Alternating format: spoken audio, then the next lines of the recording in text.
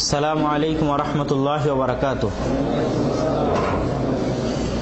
আলহামদুলিল্লাহি ওয়াহদাহু ওয়াসসালাতু ওয়াসসালামু আলা মান লা নাবিয়্যা বা'দাহু। আম্মা বা'দ, ফাআউযু বিল্লাহি মিনাশ শাইতানির রাজীম। ইকরা বিইসমি রাব্বিকাল্লাযী খালাক। আলহামদুলিল্লাহ, আমরা ইমাম নববী রাহিমাহুল্লাহর 40 হাদিস আরবাঈন নববীর আজকে 25তম হাদিস থেকে ইনশাআল্লাহ আমাদের দার্স শুরু করব। 25তম হাদিস, আন আবি যার রাদিয়াল্লাহু তাআলা আনহু أن ناسا من أصحاب رسول الله صلى الله عليه وسلم قالوا للنبي صلى الله عليه وسلم يا رسول الله ذهب أهل الدثور بالأجور يصلون كما نصلي ويصومون كما نصوم ويتصدقون بفضول أموالهم قال وليس قد جعل الله لكم ما تصدقون إن بكل تسبيحة صدقة وكل تكبيرة صدقة وكل تحميدة صدقة وكل تهليلة صدقة وأمر بالمعروف صدقة ونهي عن منكر صدقة وفي بضع أحدكم صدقة قال يا رسول الله يأتي أحدنا شهوته ويكون له فيها أجر قال أرأيتم لو وضعها في الحرام أكان عليه وزر فكذلك إذا وضعها في الحلال كان له أجر رواه مسلم। হাদিস মুসলিমের। একদল লোক রাসূল সাল্লাল্লাহু আলাইহি ওয়াসাল্লামের নিকটে এসে বলল, হে আল্লাহ রাসূল, যাহাবা আহলুদ দুসুর বিল উজুর। আহলুদ দুসুর মানে হচ্ছে টাকা পয়সাওয়ালা, ধন সম্পদওয়ালা, ধনী ব্যক্তিরা। ধনী ব্যক্তিরা তো সব নেকি নিয়ে চলে গেল। তারা আমাদের মতো সালাত আদায় করে, তারা আমাদের মতো সিয়াম পালন করে, আর আমাদের টাকা নাই, আমরা দান করতে পারি না, কিন্তু তারা ঠিকই দান করে। তাহলে আমাদের চাইতে তাদের নেকি বেশি হলো না? হলো না? তাহলে তাদের অনেক নেকি বেশি হলো, আমরা গরিব তো ওরকম নেকি করতে পারি না দান করে। তখন রাসূল সাল্লাল্লাহু আলাইহি ওয়াসাল্লাম বলছেন, আওয়ালাইসা ক্বাদ জাআলাল্লাহু লাকুম মা তাসাদ্দাকুন। আল্লাহ সুবহানাহু ওয়া তাআলা কি তোমাদের জন্য এমন ব্যবস্থা করে দেননি যা দ্বারা তোমরাও সাদকা করতে পারবে? সেটা কি জানো? ইন্না বিকুল্লি তাসবিহাতিন সাদাকা। প্রতিটা তাসবিহ, আল্লাহর তাসবিহ পাঠ করা সাদকা। ওয়া কুল্লু তাকবীরাতিন সাদাকা। আল্লাহর তাকবীর পাঠ করা সাদকা। ওয়া কুল্লু তাহমিদাতিন সাদাকা। আল্লাহর প্রশংসা বর্ণনা করা সাদকা। ওয়া কুল্লু তাহলিলাতিন, প্রত্যেকটা লা ইলাহা ইল্লাল্লাহ বলা সাদকা। ওয়া আমরুম বিল মা'রুফ সাদকা, সৎ কাজের আদেশ দেওয়া সাদকা। ওয়া নাহয়ুন আন মুনকার, অসৎ কাজ থেকে বাধা দেওয়া সাদকা। ওয়া ফি বুদ'i আহাদিকুম সাদাকা, নিজের স্ত্রীর সাথে মিলনে লিপ্ত হওয়া সাদাকা। ক্বালু ইয়া রাসূলুল্লাহ আয়াতি আহাদুনা শাহওয়াতুহু ওয়া ইয়াকুনু লাহু ফিহা আজরুন। আমাদের কোনো ব্যক্তি নিজের মনের জৈবিক চাহিদা পূরণ করবে আর তাতেও সে নেকি পাবে? তখন রাসূল সাল্লাল্লাহু আলাইহি ওয়াসাল্লাম বলছেন, আরাআইতুম লাউ ওয়াদাআহা ফিল হারামি। তোমরা কি মনে করো, এই জৈবিক চাহিদাটা যদি সে হারাম পন্থায় পূরণ করত তাহলে গুনাহ হতো না? অবশ্যই গুনাহ হতো। তাহলে সেটা যখন সে তার বিপরীতে হালাল পন্থায় করছে, তাহলে সেই গুনাহ থেকে বাঁচার নেকিটা অবশ্যই সে পাবে। তো তার জন্য নেকি। তো এই হাদিসের যেটা মূল শানে নজুল, মানে এই হাদিসের যেটা মূল কাহিনী, সেটা আরেক হাদিসে সহিহ বুখারী সহিহ মুসলিম আরো সুন্দরভাবে আসছে যে আন্না ফুকারা আল মুহাজিরিন, একদা মুহাজিরদের দরিদ্র সাহাবীগণ রাসূল সাল্লাল্লাহু আলাইহি ওয়াসাল্লামের নিকটে আসলো। তারপর বললো যে, হে আল্লাহ রাসূল, এই কাহিনী, আমরা সালাত আদায় করি, ওরাও সালাত আদায় করে, আমরা সিয়াম পালন করি, ওরাও সিয়াম পালন করে, কিন্তু ওরা সাদকা দেয়, আমরা দিতে পারি না, ওরা দাসকে মুক্ত করতে পারে, টাকা পয়সা দিয়ে, আমরা মুক্ত করতে পারি না। তখন আল্লাহ রাসূল বলছেন যে, আমি কি তোমাদেরকে এমন কিছু শিখাই দিব না যেটার মাধ্যমে তোমরা তাদেরকে ধরে নিবা নেকিতে? তখন বলছে, হ্যাঁ আল্লাহ রাসূল, অবশ্যই শিখিয়ে দেন। তখন বলছেন, তুসাব্বিহুনা ওয়া তুকাব্বিরুনা ওয়া তুহাম্মিদু ওয়া তাহমাদুনা দুবুরা কুল্লি সালাতিন 33 মাররা। প্রত্যেক সালাতের পর 33 বার করে সুবহানাল্লাহ বলবা, 33 বার করে আল্লাহু আকবার বলবা, আর 33 বার করে আলহামদুলিল্লাহ বলবা। তোমরা এই আমলটা করলে ওরা যে নেকিটা করে তোমাদের চাইতে আগে চলে যাচ্ছে, তোমরা এই আমলের মাধ্যমে তাদেরকে ধরে ফেলবা। قال আবু সালেহ, হাদিসের রাবি আবু সালেহ বলছে, মানে আবু হুরায়রা থেকে যিনি হাদিস বর্ণনা করছেন তার নাম আবু সালেহ, সালেহ আল কাইসান। ফারাজা ফুকারাউল মুহাজিরিন ইলা রাসূলিল্লাহি সাল্লাল্লাহু আলাইহি ওয়াসাল্লাম। কিছুক্ষণ পর ওই দরিদ্র লোকেরা, মুহাজিরদের দরিদ্র লোক রাসূলের নিকটে আবার ফিরে আসছে। তারপর বলছে, আল্লাহ রাসূল, আমাদের যারা ধনী ভাইয়েরা আছে, আমরা যে আমলটা করছি আমলটা ওরা জানে নিয়েছে। ওরা এখন প্রত্যেক সারা দেশে 33 বার করে আল্লাহু আকবার পড়ে, 33 বার করে সুবহানাল্লাহ পড়ে, 33 বার আলহামদুলিল্লাহ পড়ে। তো ঘুরে ফিরে তো কাহিনী একই হলো, আমরা তো আবার পিছে পড়ে গেলাম। তখন আল্লাহ রাসূল বলছে যে, যালিকা ফাজলুল্লাহি ইউতিহি মান ইয়াশা। এটা আল্লাহর ফজল, আল্লাহ যাকে ইচ্ছা তাকে দেন। তো এই হলো ওই হাদিসের মূলত মূল অংশটা এই জায়গায়। তো এই হাদিসে রাসূল সাল্লাল্লাহু আলাইহি ওয়াসাল্লামের সবচেয়ে যেটা বড় পয়েন্ট সেটা হচ্ছে যে সাদকাকে সাহাবায়ে কেরাম মনে করেছে যে টাকা পয়সার মধ্যেই সীমাবদ্ধ, কিন্তু এই হাদিসে রাসূল সাল্লাল্লাহু আলাইহি ওয়াসাল্লাম স্পষ্ট করে দিচ্ছেন যে সাদকা টাকা পয়সার মধ্যে সীমাবদ্ধ নয়। এই হাদিস থেকে প্রথম শিক্ষণীয় বিষয় হচ্ছে এটা, যে আমরাও যদি মনে করি যে সাদকা শুধু টাকা পয়সার মধ্যে সীমাবদ্ধ, তাহলে ভুল করব। আমার টাকা পয়সা নেই তার মানে আমার সাদকা করার কোনো রাস্তা নেই, এটা ভুল। আমার জন্য সাদকা করার পথ আছে দুই ভাবে। আমার টাকা পয়সা নাই তারপর আমার জন্য সাদকা করার পথ আছে কয় ভাবে বলেন তো? দুই ভাবে। একটা হচ্ছে যে আমি সাদকা করব, সেই সাদকাটা হবে, সেই সাদকাটার প্রতিক্রিয়া থাকবে, অন্য কারো উপরে সাদকাটার ভালো ফল পৌঁছবে। যেমন একটা ধনী ব্যক্তি যখন সাদকা করে 50 টাকা 100 টাকা যখন কাউকে দান করে, তখন এই টাকাটার ফল ওই গরিব ব্যক্তি পায় না পায় না? যাকে দেওয়া হচ্ছে অবশ্যই পায়। তো টাকা পয়সা না থাকার পরেও আমি এমন আমল করতে পারবো, আমার জন্য এমন আমলের রাস্তা খোলা আছে যাতে অন্য কারো উপকার হবে। সে আমলগুলো কি? রাসূল সাল্লাল্লাহু আলাইহি ওয়াসাল্লাম বলছেন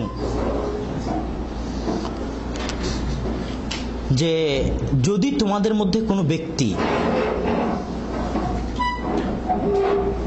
একটা গাছও লাগায়, তাগরিসু গারাসান, একটা গাছও লাগায় এবং সেই গাছ থেকে যদি ফল ফলাদি উৎপন্ন হয়, তাহলে সেই ফল ফলাদি যদি চুরিও হয়, সহিহ মুসলিমের হাদিস, ওমা মিন মুসলিমিন ইয়াগরিসু গারাসান আও ইয়াজরিউ যারাআন, কোন একটা যদি গাছ লাগায়, কোন একটা যদি কোনো কিছু লাগায়, ফায়াকুলু মিনহু ইনসানুন, সেখান থেকে যদি মানুষ খায়, পাখি খায়, চতুষ্পদ জন্তু খায়, ওয়ামা সুরিকা মিনহু, যদি চুরিও হয়, তাহলে ফাহিয়া লাহু সাদাকা, তাহলে এটা তার জন্য কি? সাদাকা। এটা আপনি একটা ছোট্ট কাজ, এর জন্য কারো অর্থ ধন সম্পদের কোনো প্রয়োজন নাই, এমনি একটা আপনি গাছ লাগাই দিলেন, সেই গাছ থেকে আপনি নেকি পাতে থাকবেন। তারপর আপনি অন্যের নিকটে অন্যের সহযোগিতা করার মাধ্যমে, অন্যকে খারাপ কাজ থেকে বাঁচানোর মাধ্যমে, অন্যকে সৎ কাজের আদেশ দেওয়ার মাধ্যমে, যেমন মূল হাদিসের মধ্যে দেখতে পাচ্ছেন যে ওয়া আমরুম বিল মারুফ সাদাকা, সৎ কাজের আদেশ দেওয়া সাদকা, অসৎ কাজ থেকে বাধা দেওয়া সাদকা। তা আপনার এই সৎ কাজের আদেশ অন্যের উপর পড়বে না পড়বে না? প্রভাব, অবশ্যই প্রভাব পড়বে। তারপরে আল্লাহ সুবহানাহু ওয়া তাআলা কোরআন মাজিদে বলছেন কওলুম মারুফুন ওয়া মাগফিরাতুন খায়রুম মিন সাদাকাতিন ইয়াতবাউহা আযা। কেউ 50,000 টাকা 50 লক্ষ টাকা একজনকে দান করেছে, দান করার 1 বছর 2 বছর 3 বছর 5 বছর পর কোন একটা পর্যায়ে যায় বলছে যে তোকে আমি এত টাকা দান করেছিলাম, এত টাকা দিয়ে সহযোগিতা করেছিলাম, তুই আমার সাথে এরকম করলি, খোটা দেওয়া বলে এটাকে। তো এই দানের চাইতে সুন্দর হাসি মুখে কারোর সাথে কথা বলা, কারো ভুল ত্রুটিকে ক্ষমা করে দেওয়া, ওর চাইতে বড় নেকির কাজ। এটাও একটা সাদাকা। আপনি যদি কারোর সাথে হাসি মুখে কথা বলেন, রাসূল সাল্লাল্লাহু আলাইহি ওয়াসাল্লাম বলছেন যে আন তুসাল্লিমা আলান নাসি ওয়া আনতা তালিকুল ওয়াজহি ইন্না মিনাস সাদাকা। সাদাকার মধ্যে এটাও অন্তর্ভুক্ত যে তুমি মানুষের সাথে সালাম বিনিময় করবে, ওয়া আনতা তালিকুল ওয়াজহি, তখন তোমার চেহারায় হাসি থাকবে। তো হাসি মুখে কারোর সাথে সাক্ষাৎ করাটা কি? সাদাকা। তো রাসূল সাল্লাল্লাহু আলাইহি ওয়াসাল্লাম সাদাকার সর্বনিম্ন স্তর যেটা বলেছেন, এটাও বুখারী মুসলিমের হাদিস, তাকুফু শাররাকা আনিন নাস ফা ইন্নাহা সাদাকা। যদি কাউকে সহযোগিতা করতে না পারো, কাউকে দুটো ভালো কথা বলতে না পারো, কাউকে টাকা পয়সা দিতে না পারো, কোনো গাছ লাগাতে না পারো, তাহলে তোমার সাদাকার সর্বশেষ স্তর হচ্ছে তোমার থেকে যেন কেউ ক্ষতিগ্রস্ত না হয়। তো আপনার থেকে যদি কেউ ক্ষতিগ্রস্ত না হয়, তো এটাও সাদাকার একটা স্তর, এটাও আপনার জন্য সাদাকা হিসেবে গ্রহণ করা হবে। রাসূল সাল্লাল্লাহু আলাইহি ওয়াসাল্লাম আরেক হাদিসে স্পষ্ট করে বলছেন যে তাবাসসুমুকা ফি ওয়াজহি আখিকা লাকা সাদাকা, তোমার মুখের মিষ্টি হাসি তোমার ভাইয়ের জন্য সাদাকা। ওয়া আমরুকা বিল মারুফ সাদাকা, সৎ কাজের আদেশ সাদাকা। ওয়া নাহয়ুকা আনিল মুনকার সাদাকা, অসৎ কাজ থেকে বাধা দেওয়া সাদাকা। ওয়া ইরশাদুকা রাজুল ফি আরদিদ দালালি লাকা সাদাকা, একটা লোক রাস্তা হারায় ফেলেছে, তাকে রাস্তা দেখাই দিচ্ছে, এটা সাদাকা। ওয়া ইমাতাতুকাল হাজার ওয়া শাওকাল আযম আনিত তারিকি লাকা সাদাকা, রাস্তা থেকে একটা পাথর সরাই দিলা, কাটা সরাই দিলা, হাড্ডি সরাই দিলা, এটাও তোমার জন্য সাদাকা। ওয়া ইফরাগুকা মিন দালবিকা ফি দালবি আখিকা লাকা সাদাকা, তোমার বালতি থেকে আরেক ভাইয়ের বদনায় তুমি পানি ঢেলে দিচ্ছ, এটাও তোমার জন্য সাদাকা।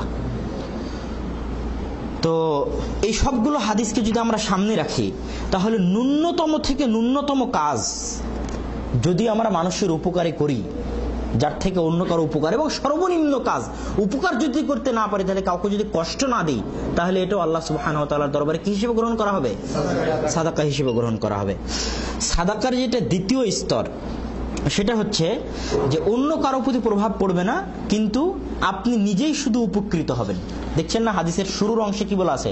বলেন তো, যে তুমি তাসবিহ পাঠ করবা, অন্য কেউ কিন্তু উপকৃত হবে না, জাস্ট আপনি উপকৃত হচ্ছেন। আলহামদুলিল্লাহ বলছেন, অন্য কেউ কিন্তু উপকৃত হবে না, আপনি উপকৃত হচ্ছেন। তো এই জাতীয় যে জিকির, আজকার, তাসবিহ, তাহলিল গুলো আছে, মা নাফাআহু কাসিরুন আলা ফাইলি, যার উপকারটা শুধু আপনার সাথেই সীমাবদ্ধ, তো এগুলো সাদাকা হিসেবে আপনার পক্ষ থেকে গ্রহণ করা হবে।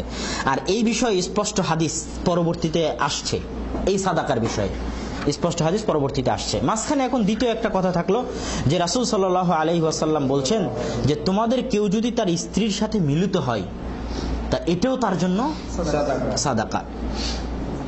তিনি কারণ হিসেবে কি বলছেন, যে যদি তুমি এটা হারাম পন্থায় করতে তাহলে কি গুনাহ হতো না? গুনাহ হতো। অন্য এক হাদিসে রাসূল সাল্লাল্লাহু আলাইহি ওয়াসাল্লাম আরো স্পষ্ট করে এক সাহাবীকে বলছেন যে তুমি কি মনে করো যে তোমার একটা সন্তান হলো, সেই সন্তানটা ছোট অবস্থাতেই মারা গেল, তো এই সন্তানটা মারা গেলে হাদিসে তো আছে যে ছোট অবস্থায় সন্তান মারা গেলে নেকি হয়, সন্তান জান্নাতে যাওয়ার ওসিলা হয়।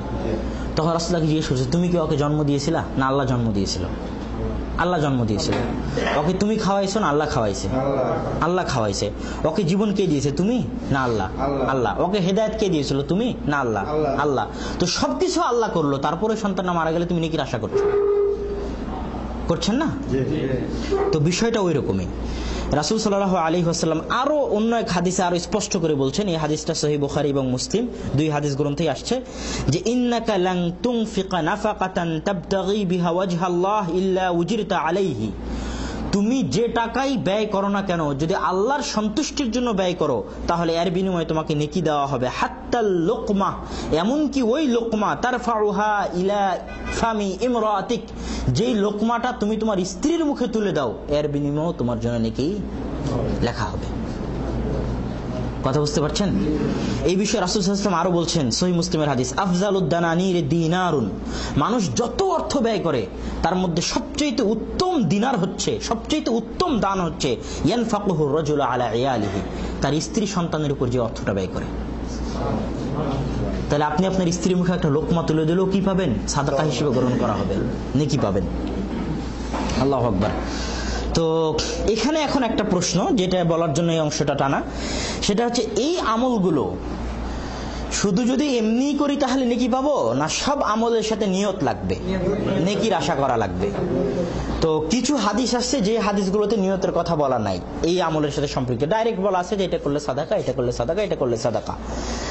আর কিছু হাদিস আসছে যে হাদিসগুলোতে, যেমন এখনই আমি যে হাদিসটা পড়লাম সহিহ বুখারী মুসলিমের, যে তুমি ব্যয় করো তাবতাগি বিহি ওয়াজহাল্লাহ, যার দ্বারা তুমি আল্লাহর সন্তুষ্টি চাও, তাহলে আল্লাহর সন্তুষ্টি চাইলে তোমার স্ত্রীর মুখে তুলে দেওয়া লোকমাটাও তোমার জন্য নেকি হিসেবে গ্রহণ করা হবে। তো এখানে আল্লাহ রাসূল আল্লাহর সন্তুষ্টির নিয়াত করার শর্ত লাগাইছেন, কিন্তু অনেক হাদিসে লাগাননি।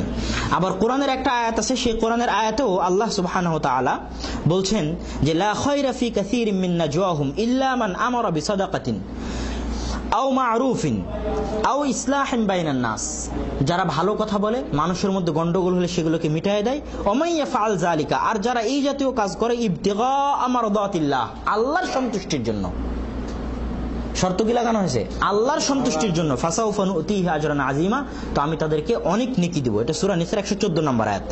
তো এই আয়াতকে রাসূল সাল্লাল্লাহু আলাইহি ওয়াসাল্লাম এই হাদিসকে সামনে রেখে বলেছেন মুহাদ্দিসিনে কেরাম যে এই জাতীয় যত হাদিস আছে সবগুলোই নিয়তের সাথে শর্তযুক্ত, যেগুলোতে নাই সেগুলোকে আয়াত এবং হাদিসের উপর আরোপ করা হবে, হাদিসের উপর এবং আয়াতের উপর ডিপেন্ড করে ওগুলোর উপর লাগানো হবে যে নিয়ত শর্ত থাকা লাগবে আপনার অন্তরে, তাহলে ইনশাআল্লাহ আপনার প্রত্যেকটা পদের বিনিময়ে আপনি নেকি পাবেন, প্রত্যেকটা পদের বিনিময়ে নেকি পাবেন ইনশাআল্লাহ। আর আমরা তো নিয়তের উপর যখন প্রথম দিকে একবার আলোচনায় আসছিল তখন আরো এই বিষয়ে বিস্তারিত আলোচনা হয়েছিল। তো এই মোটামুটি আলহামদুলিল্লাহ হাদিসের ব্যাখ্যা। আমরা 26 নম্বর হাদিসে আসতে পারি। রাসূল সাল্লাল্লাহু আলাইহি ওয়াসাল্লাম বলছেন যে আবু হুরায়রা রাদিয়াল্লাহু তাআলা আনহু থেকে বর্ণিত, তিনি বলেন কুল্লু সুলাইমাই মিনান নাস আলাইহি সাদাকাতুন, মানুষের প্রত্যেকটা হাড়ের উপর সাদকা রয়েছে। কুল্লু ইয়াউমিন তাতলু ফীহি শামস, তা'দিলু বাইনাল ইসনাইনি সাদাকাহ ওয়া তুঈনু আর-রাজুলু ফি দাব্বাতিহি ফাতুহমিলু আলাইহা আও তারফাউ লাহু আলাইহা মাতাআহু সাদাকাহ। দুইজনের মধ্যে যদি মীমাংসা করে দেয় তাহলে সাদাকা। তুঈনুর রাজুল ফি দাব্বাতিহি, একজন লোক ঘোড়ায় উঠতে পারছে না, ঘোড়ায় ওঠার জন্য সহযোগিতা করলো, সাদাকা। ফাতুহমিলুহু আলাইহা আও তারফাউ লাহু আলাইহা মাতাআহ, ওর একটা বোঝা, সেই বোঝাটা ঘোড়ার পিঠে তুলবে, বাসে তুলবে, ট্রাকে তুলবে, তুলতে পারছে না, কেউ আরেকজন সহযোগিতা করে দিল, সাদাকা। ওয়াল কালিমাতুত তাইয়্যিবাতু সাদাকা, সুন্দর কথা বলা সাদাকা। ওয়া বিকুল্লি খুতওয়াতিন তামশিহা ইলা সালাতি সাদাকা, আর সালাতের জন্য প্রত্যেক যে পদক্ষেপ আল্লাহর বান্দা রাখে তা তার জন্য সাদাকা। ওয়া তুমিতুল আযা আনিত তারিকি সাদাকা, আর রাস্তা থেকে কষ্টদায়ক জিনিস দূর করে দেওয়া সাদাকা। তো আগের হাদিসের সাথে হাদিসের মিল আছে, কিন্তু এই হাদিসে একটা কথা অতিরিক্ত বলা আছে যে মুসলিম বান্দার প্রতিটা হাড়ের উপর সাদাকা রয়েছে। আমি সুন্দর করে আপনাকে ব্যাখ্যা দিয়ে বুঝাই, উদাহরণ দিয়ে। যে অটোরিকশা বুঝেন তো, আমাদের দেশে অটোরিকশা আছে। তো সকালবেলা কর্মচারী যায় আর মালিকের কাছ থেকে অটোরিকশা ভাড়া নেয়, যে তোমার কাছ থেকে দিন প্রতি 150 বা 200 টাকা চুক্তিতে অটোরিকশাটা ভাড়া নিলাম। তারপর দিন সে 400 টাকা ইনকাম হয়, 200 টাকা মালিককে দেয়, মালিকের অটোরিকশা মালিকের কাছে ফিরে দেয়, 200 টাকা বাড়িতে নিয়ে চলে আসে। তো প্রতিদিন সকালে কিন্তু ভাড়া করে। তো প্রতিদিন সকালে আপনি আপনার এই বডিটা আল্লাহর কাছ থেকে ভাড়া নেন ইউজ করার জন্য, ব্যবহার করার জন্য। আল্লাহর চোখ, আল্লাহর হাত, আল্লাহর দেওয়া জবান শক্তি, বাক শক্তি, কথা বুঝতে পারেননি, আল্লাহর দেওয়া ক্ষমতা, সবকিছু আপনি আল্লাহর কাছ থেকে প্রতিদিন যখন সূর্য ওঠে, সকাল হয়, ঘুম থেকে ওঠেন, তখন আল্লাহর কাছে এই চুক্তিতে ভাড়া নেন যে প্রত্যেকটা হাড়ের বিনিময়ে একটা করে সাদকা করবেন। কথা কি আমার বুঝতে পারছেন? তো যতক্ষণ পর্যন্ত প্রতিটা হাড়ের বিনিময়ে একটা করে সাদকা করেন না, ততক্ষণ পর্যন্ত আপনি আল্লাহর কাছে ঋণী থাকেন। আপনি আল্লাহর জিনিস ইস্তেমাল করছেন কিন্তু তার পূর্ণ ভাড়া দেননি। হাদিসের ব্যাখ্যা কি স্পষ্ট?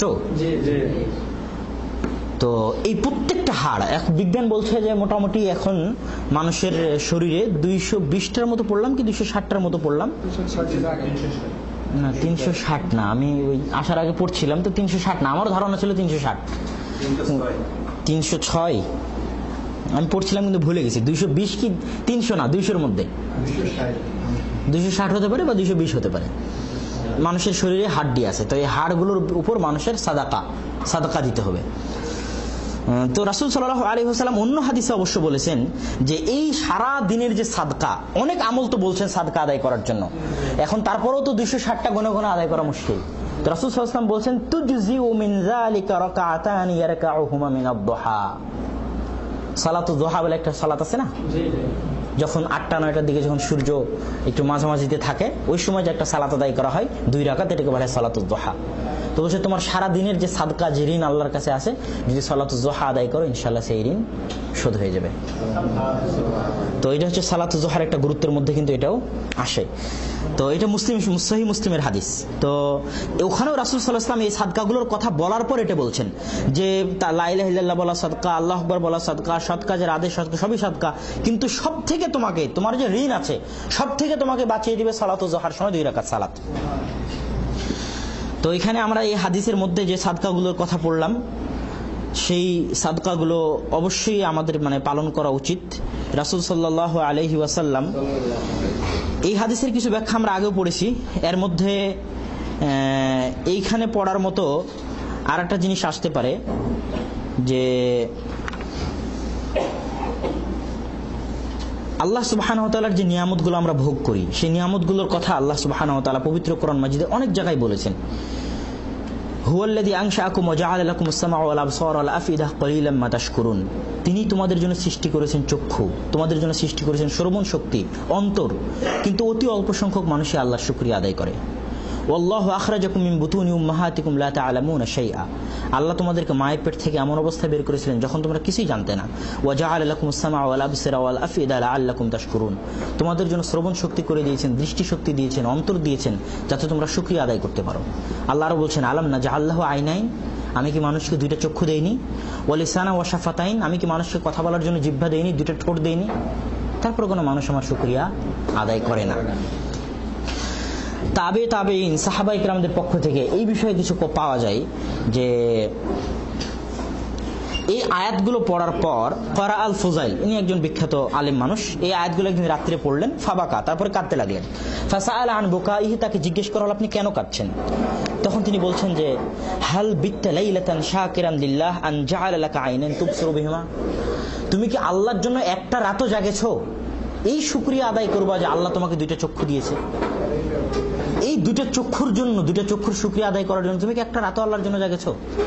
জাগনি। আন বকর আল মুজানি, তিনি বলছেন ইয়া ইবনে আদম, ও হে আদমের সন্তান, ইন আরাদতা আন তাআলামা কদরা মা আনআমা আল্লাহু আলাইক, আল্লাহ তোমার প্রতি কত নিয়ামত দিয়েছে এটা যদি জানতে চাও, ফাগাম্মিজ আইনাইক, দুইটা চক্ষু একটু সময়ের জন্য হলো বন্ধ করো। বন্ধ করলেই তো সারা দুনিয়া অন্ধকার, অচল, না চলতে পারবো, না খেতে পারবো, না দেখতে পারবো।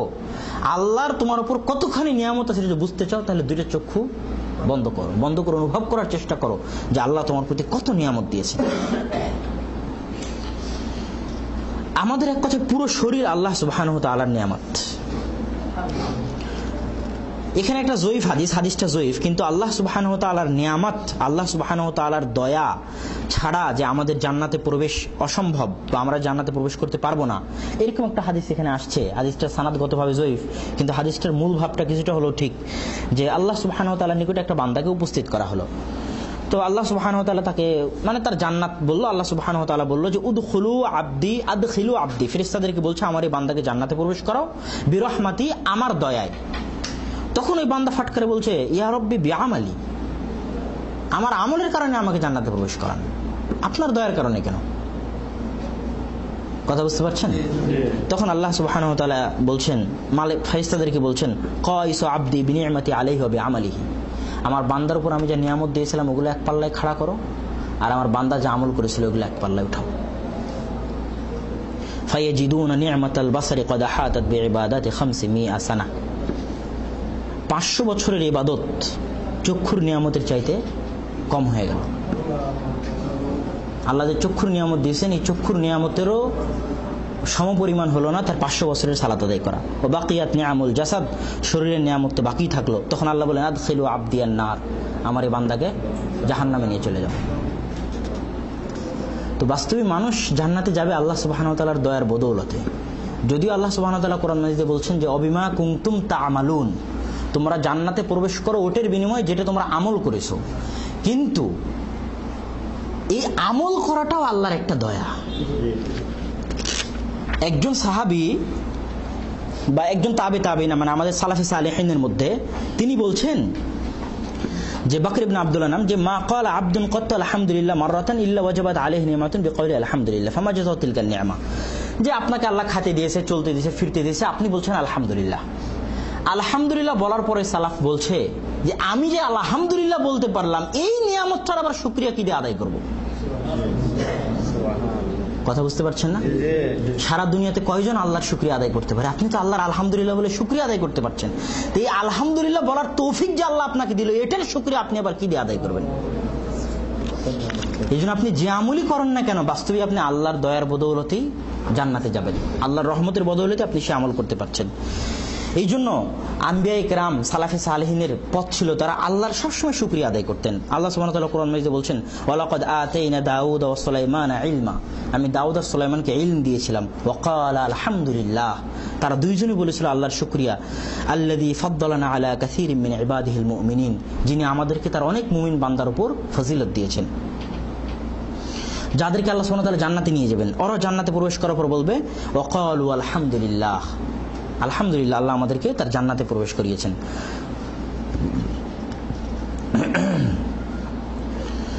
এখানে আরেকটা কথা, যে আপনি খাতে পাচ্ছেন, এই খাতে পাওয়ার কারণে আল্লাহর শুকরিয়া আদায় করছেন। এই খাতে পাওয়াটা দুনিয়াবী নিয়ামত, আর আপনি যে শুকরিয়া আদায় করতে পারলেন আলহামদুলিল্লাহ, এটা হচ্ছে উখরাবী নিয়ামত। ওই খাতে পাওয়ার নিয়ামতের চাইতে আলহামদুলিল্লাহ বলতে পারার সুযোগ পাওয়ার নিয়ামতটা অনেক বড়, অনেক বেশি। কথা কি আমার বুঝতে পারছেন? আপনি যে খাচ্ছেন, চলছেন, ফিরছেন, এইটা যে আল্লাহর কোনো নিয়ামত, এটার চাইতে আপনি যে আল্লাহর শুকরিয়া আদায় করতে পারছেন, এই নিয়ামতটা তার চাইতে অনেক বেশি।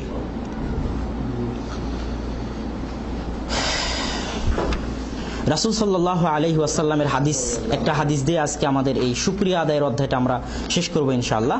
সেটা হচ্ছে রাসূল সাল্লাল্লাহু আলাইহি ওয়াসাল্লামের পূর্বের এবং পরের সকল গুনাহ আল্লাহ সুবহানাহু ওয়া তাআলা ক্ষমা করে দিয়েছেন।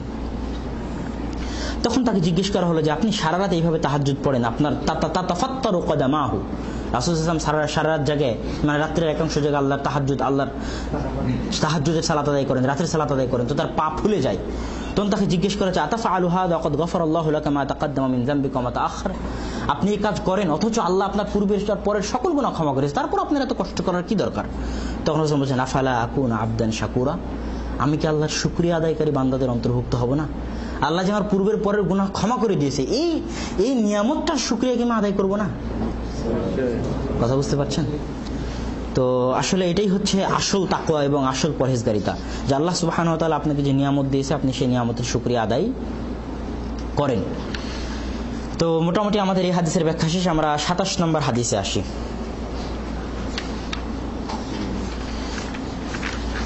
রাসূল সাল্লাল্লাহু আলাইহি ওয়াসাল্লাম বলছেন, আনিন নওয়াস বিন সামাআন থেকে বর্ণিত, আল বিররু হুসনুল খুলুকি ওয়াল ইসমু মা হাকা ফি নাফসিক ওয়া কারিহতা আন ইয়াত্তালিআ আলাইহি الناس, রাওয়াহু মুসলিম।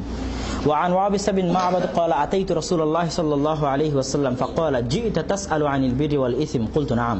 قال استفتي قلبك، البر ما اطمأنت إليه النفس واطمأن إليه القلب، والإثم ما حاك في النفس وتردد في الصدر، وإن أفتاك الناس وأفتوك.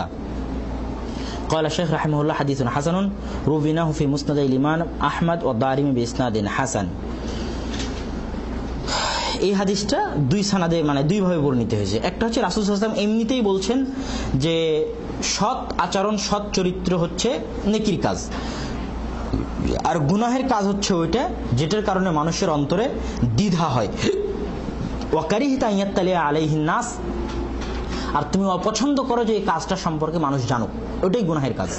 যে কাজটা আপনি মানুষকে জানতে দিতে চান না, ওটাই গুনাহের কাজ। আর আরেক সানাদে ওয়াবিস বিন মা'বাদ থেকে আসছে, সেটাতে এইরকম, ওখানে রাসূল সাল্লাল্লাহু আলাইহি ওয়াসাল্লামের একটু মুজিজা আছে। একটা লোক রাসূল সাল্লাল্লাহু আলাইহি ওয়াসাল্লামের নিকট আসলো, নাম হচ্ছে ওয়াবিসা।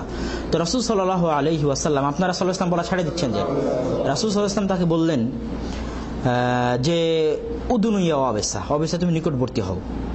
তারপর বললেন যে ওয়াবিসা উখবিরুকা মা জাআত মা জিতা তাসআলু আনহু আও তাসআলনি, আমি কি তোমাকে বলবো তুমি কি জিজ্ঞেস করতে চাচ্ছ আমাকে?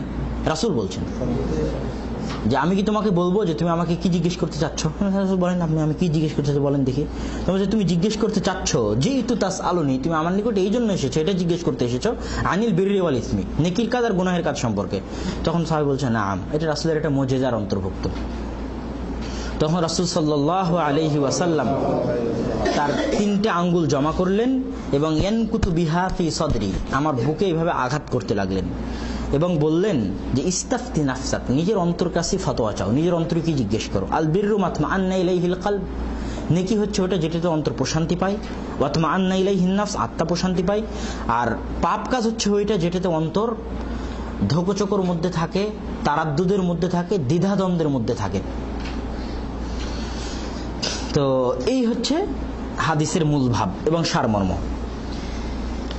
এই হাদিসের ব্যাখ্যার প্রথম কথা হচ্ছে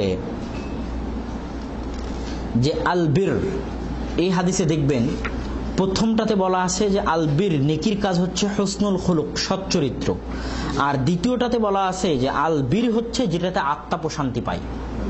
খেয়াল করছেন হাদিসের অনুবাদে?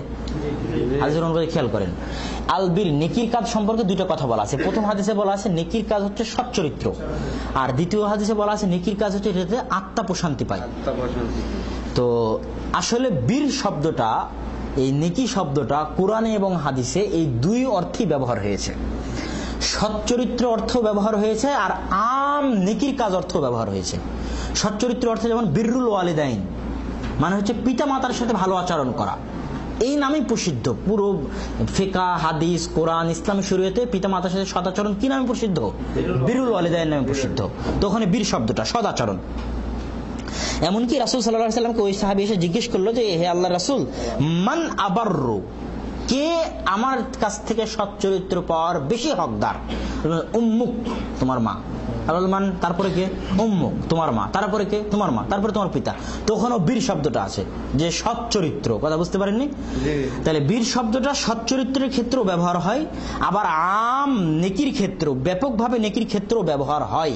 আল্লাহ সুবহানাহু ওয়া তাআওয়ানু আলাল বিররি ওয়াত তাকওয়া, তোমরা নেকির কাজে এবং তাকওয়ার কাজে পরস্পরকে সহযোগিতা করো। অন্য এক আয়াতে আল্লাহ সুবহানাহু ওয়া তাআলা বলছেন ওয়ালাকিন্নাল বিররা, আর নেকির কাজ হচ্ছে এটাই যে মান আমানা বিল্লাহি ওয়াল ইয়াউমিল আখির, যে আল্লাহর প্রতি ঈমান আনলো, পরকালের প্রতি বিশ্বাস করলো, বলে কি কাজ?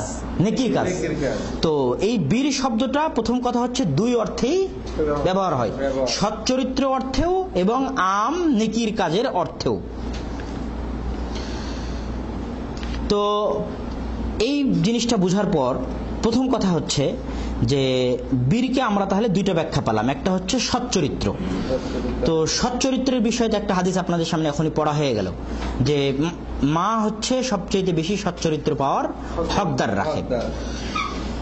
অন্য এক হাদিসে রাসূল সাল্লাল্লাহু আলাইহি ওয়াসাল্লামকে জিজ্ঞেস করা হলো যে সৎ চরিত্র বলতে কি?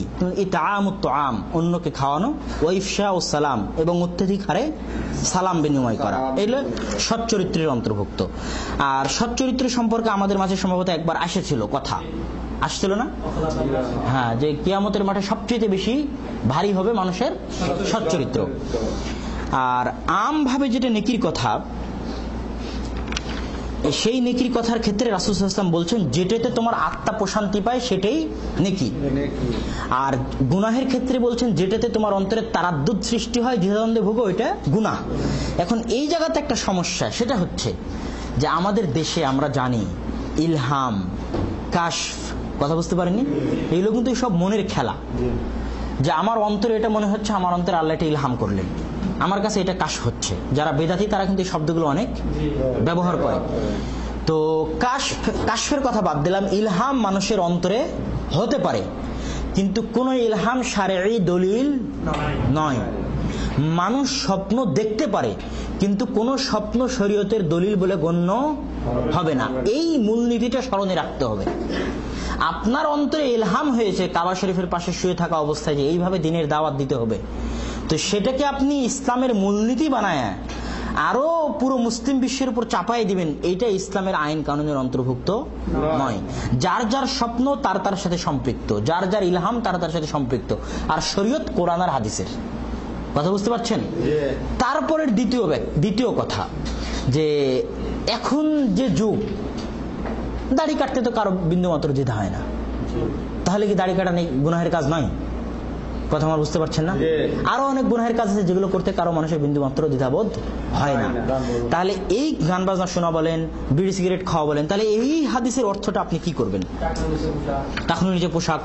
তো এই হাদিসের ব্যাখ্যায় মুহাদ্দিসিনে কিরাম যেটা বলছেন সেটা হচ্ছে যে এই হাদিস মূলত মুমিনদের জন্য, পূর্ণাঙ্গ মুমিন যারা, কথা বুঝতে পারেননি, যাদের অন্তরে নূরুল ঈমান, ঈমানের আলো রয়েছে।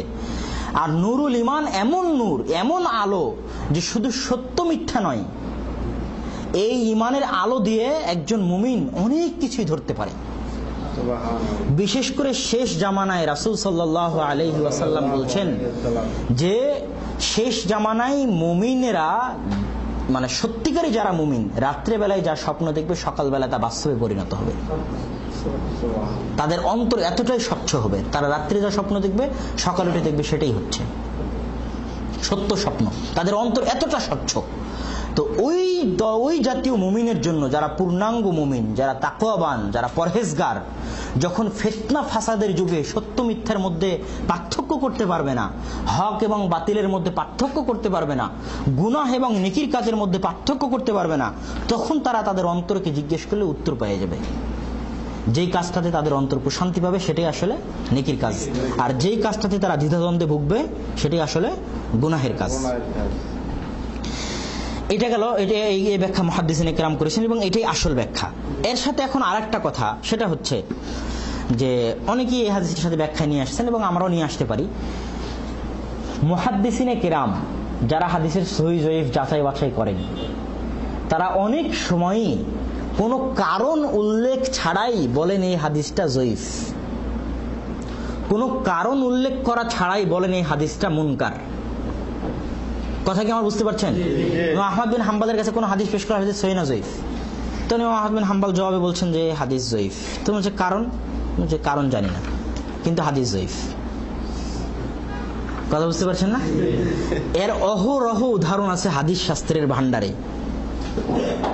যেমন আউজাঈ বলছেন কুন্না নাসমাউল হাদিস ফানা'রিদহু আলা আসহাবিনা কামা ইউরাদু দিরহামুজ যায়ফ আলা সায়ারিফা ফামা আরাফু আখাযনা ওয়া মা আনকারু তারাকনা।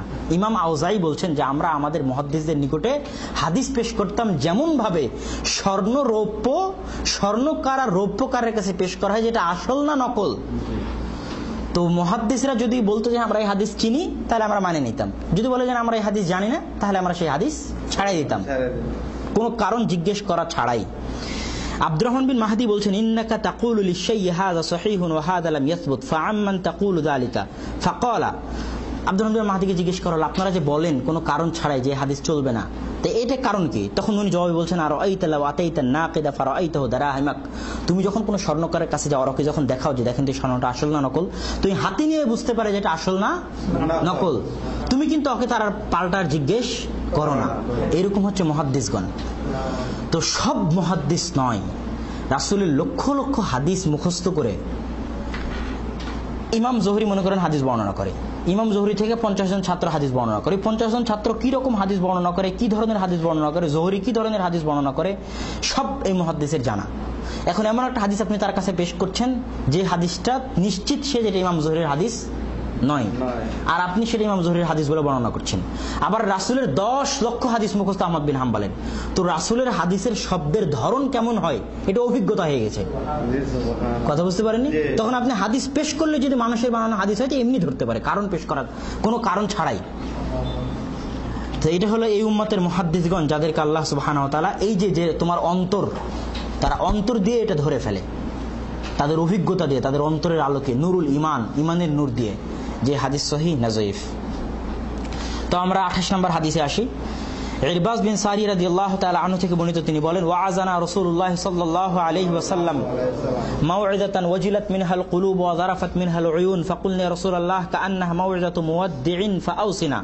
রাসূল সাল্লাল্লাহু আলাইহি ওয়াসাল্লাম একদা আমাদেরকে উপদেশ দিলেন, ওয়াজিলাত মিনহাল কুলুব, অন্তর নরম হয়ে গেল, ওয়া যারাফাত মিনহাল উয়ুন, চক্ষু পানি বর্ষণ করলো, চক্ষু দিয়ে অশ্রু বের হলো। ফাকুলনা ইয়া রাসূলুল্লাহ, আমরা বললাম হে আল্লাহর রাসূল, কাআন্নাহা মাউইযাতু মুওয়াদ্দি', মনে হচ্ছে এটা আপনার বিদায়ী ভাষণ। ফাআউসিনা, আমাদেরকে কিছু উপদেশ দিন, আমাদেরকে কিছু নসিহত করুন। তো এই বিদায়ী ভাষণ, এইরকম রাসূল সাল্লাল্লাহু আলাইহি ওয়াসাল্লাম অনেকবারই এরকম মনে হয়েছে যে রাসূল সাল্লাল্লাহু আলাইহি ওয়াসাল্লাম বিদায়ী ভাষণ দিচ্ছেন। যেমন উহুদের যুদ্ধে যখন তিনি জানাজার, উহুদের শহীদদের যখন জানাজার সালাত আদায় করালেন, তখন তিনি সাহাবীদেরকে সামনে রেখে কিছু কথা বললেন। তো সাহাবীরা মনে করলেন যে রাসূল সাল্লাল্লাহু আলাইহি ওয়াসাল্লামের সম্ভবত বিদায়ী ভাষণ সাল্লাল্লাহু আলাইহি ওয়াসাল্লাম। তো এরকম অনেক ক্ষেত্রেই মনে হয়েছে যে রাসূল সাল্লাল্লাহু আলাইহি ওয়াসাল্লাম বিদায়ী ভাষণ দিচ্ছেন। তো এটা তার কথার ধরনে মনে হয়েছে, কথার মধ্যে এমন কিছু আছে যেটাতে সাহাবীরা মনে করেছে তার এটা বিদায়ী ভাষণ। তো আপনি আমাদেরকে উপদেশ দিন। আল্লাহ রাসূল বলছেন উসিকুম বিতাকওয়াল্লাহ, আমি তোমাদেরকে আল্লাহ ভীতির উপদেশ দিচ্ছি। ওয়াসসামঈ ওয়াত তাআহ, শ্রবণ করার, আনুগত্য করার। ওয়া ইন তাআম্মারা আলাইকুম আবদুন, যদিও তোমাদের উপর একটা বান্দাকে, একটা দাসকে তোমাদের নেতা বানিয়ে দেওয়া হয়, ওয়া ইন্নাহু মান ইয়াইশ মিনকুম বাদি, তবুও তার তোমরা আনুগত্য করবে, তার কথা শুনবে। ওয়া ইন্নাহু মান ইয়াইশ মিনকুম বাদি, আমাদের পরে যে, আমার পরে যে তোমাদের মধ্যে দেখতে পাবে ইখতিলাফান কাসীরা, অনেক ইখতিলাফ, ফাআলাইকুম বিসুন্নতি, সেজন্য আমার সুন্নাতকে আঁকড়ে ধরে, খোলাফায়ে রাশিদিনের সুন্নাতকে আঁকড়ে ধরে, ওয়া আদ্দু আলাইহা বিন্নাওয়াজিজ, এবং দাঁত দিয়ে, মাড়ির দাঁত দিয়ে কামড়ে ধরে, ওয়া ইয়াকুম মুহদাসাতিল উমুর, আর নতুন আবিষ্কার থেকে, বেদাত থেকে যেন বেঁচে থাকে। ফা ইন্না কুল্লু বিদআতিন যালালাহ, কেননা প্রতিটি বেদাতি হচ্ছে পথভ্রষ্টতা। অন্য রিওয়ায়াতে আছে যে এই ঘটনাটা ফজরের সালাতের পর। কথা বুঝতে পারছেন? এই ঘটনাটা ফজরের সালাতের পর। এই ঘটনার প্রথম যেটা কথা সেটা হচ্ছে যে সাধারণত রাসূল সাল্লাল্লাহু আলাইহি ওয়াসাল্লাম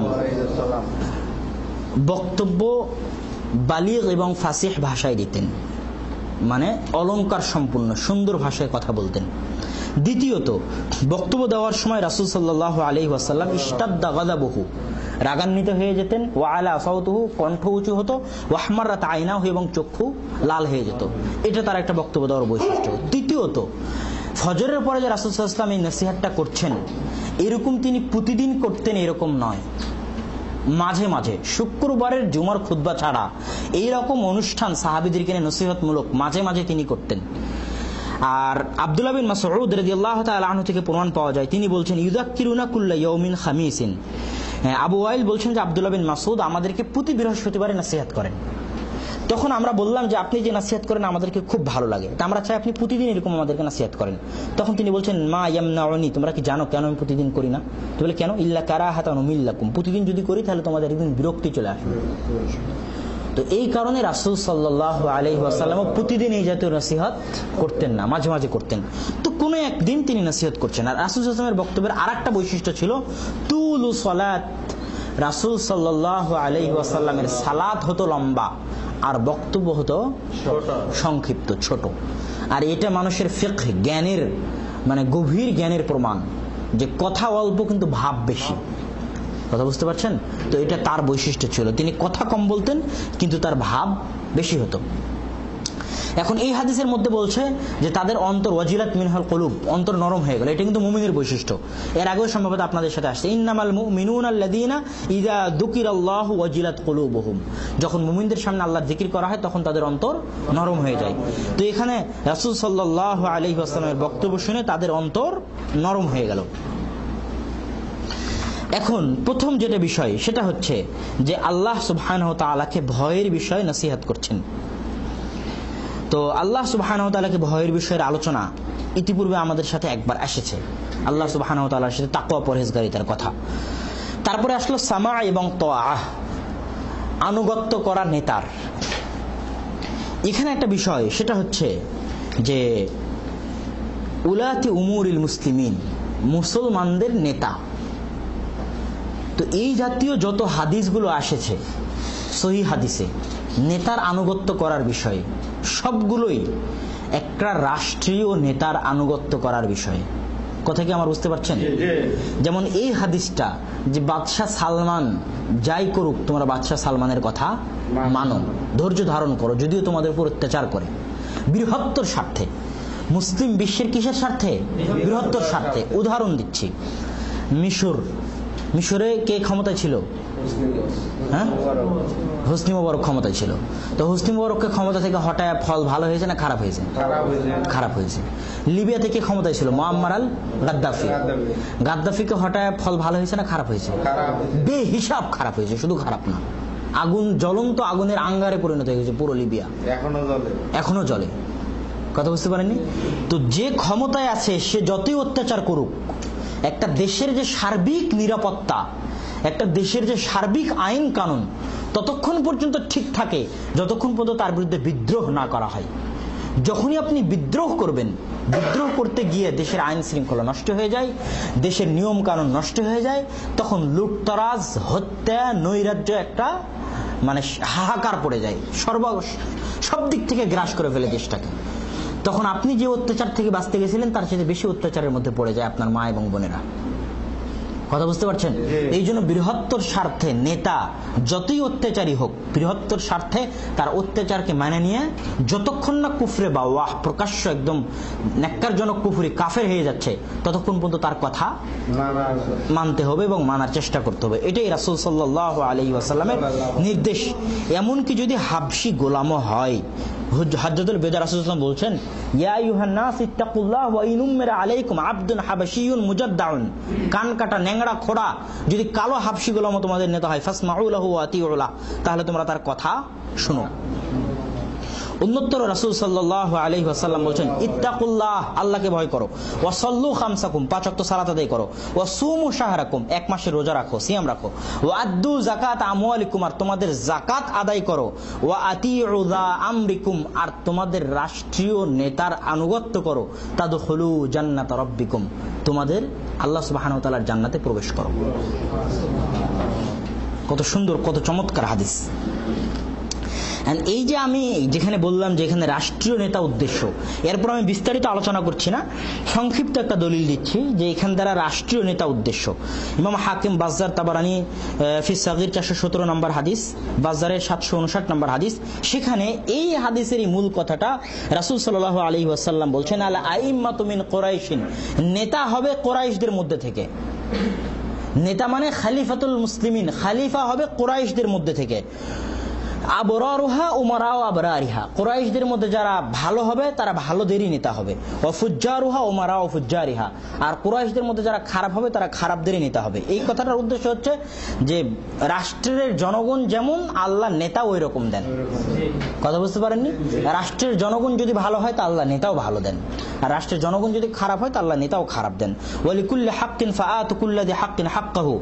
তো এই জায়গায় যে আল আইম্মাতু মিন কুরাইশিন, এই হাদিসের অধীনে রাসূল বলছেন, ওয়াইন উম্মিরতা আলাইকুম কুরাইশুন আবদান হাবাশিয়ান মুজাদ্দান, যদি কুরাইশদের মধ্যে থেকে কোনো কালো হাবশি গোলামও তোমাদের নেতা বানায় দেওয়া হয় তাহলে তোমরা তার অনুসরণ করো, তার কথা মানো।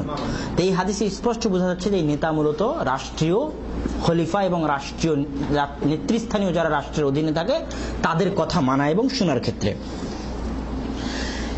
এর পাশাপাশি এই কথাটা আরো অন্যান্য ক্ষেত্রেও চলবে, অফিস, আদালত, কথা বুঝতে পারেননি, ঘর বাড়ি সব জায়গায় যে আপনার বস, যে আপনার উপরে আছে, যার কথা আপনার শুনতে হবে, শোনা উচিত, তাদের ক্ষেত্রেও এই জিনিসগুলো আরো হবে। এখন এখানে আরেকটা প্রশ্ন থেকে যায় যে আমাদের যে একটা দল ভিত্তিক, সংগঠন ভিত্তিক, যে ক্যাডার ভিত্তিক নেতৃস্থানীয় যে একটা স্তর, এটার কতটুকু কি? তো এটার যতটুকু আমার বিবেকে ধরে ততটুকুর একটা কথা হচ্ছে যে ইসলামের ইতিহাসে ইসলামী বিপ্লব পুনঃপ্রতিষ্ঠা করার জন্য দল এবং সংগঠন তৈরি করার কোনো নজির নাই। ইসলামের ইতিহাসে ইসলামী খেলাফতকে পুনঃপ্রতিষ্ঠা করার জন্য এই জাতীয় কোনো নজির, ইমাম ইবনে তাইমিয়া বলেন, আহমদ বিন হাম্বল বলেন, মূলত ইসলামী দাওয়াতের মার্কাজ হচ্ছে মাদারিস। কথা বুঝতে পারছেন? শিক্ষা প্রতিষ্ঠান, ইলমি হালাকা, ইলমি দার্স, এগুলো হচ্ছে কোরআন এবং হাদিসের দাওয়াতের মূল মার্কাজ।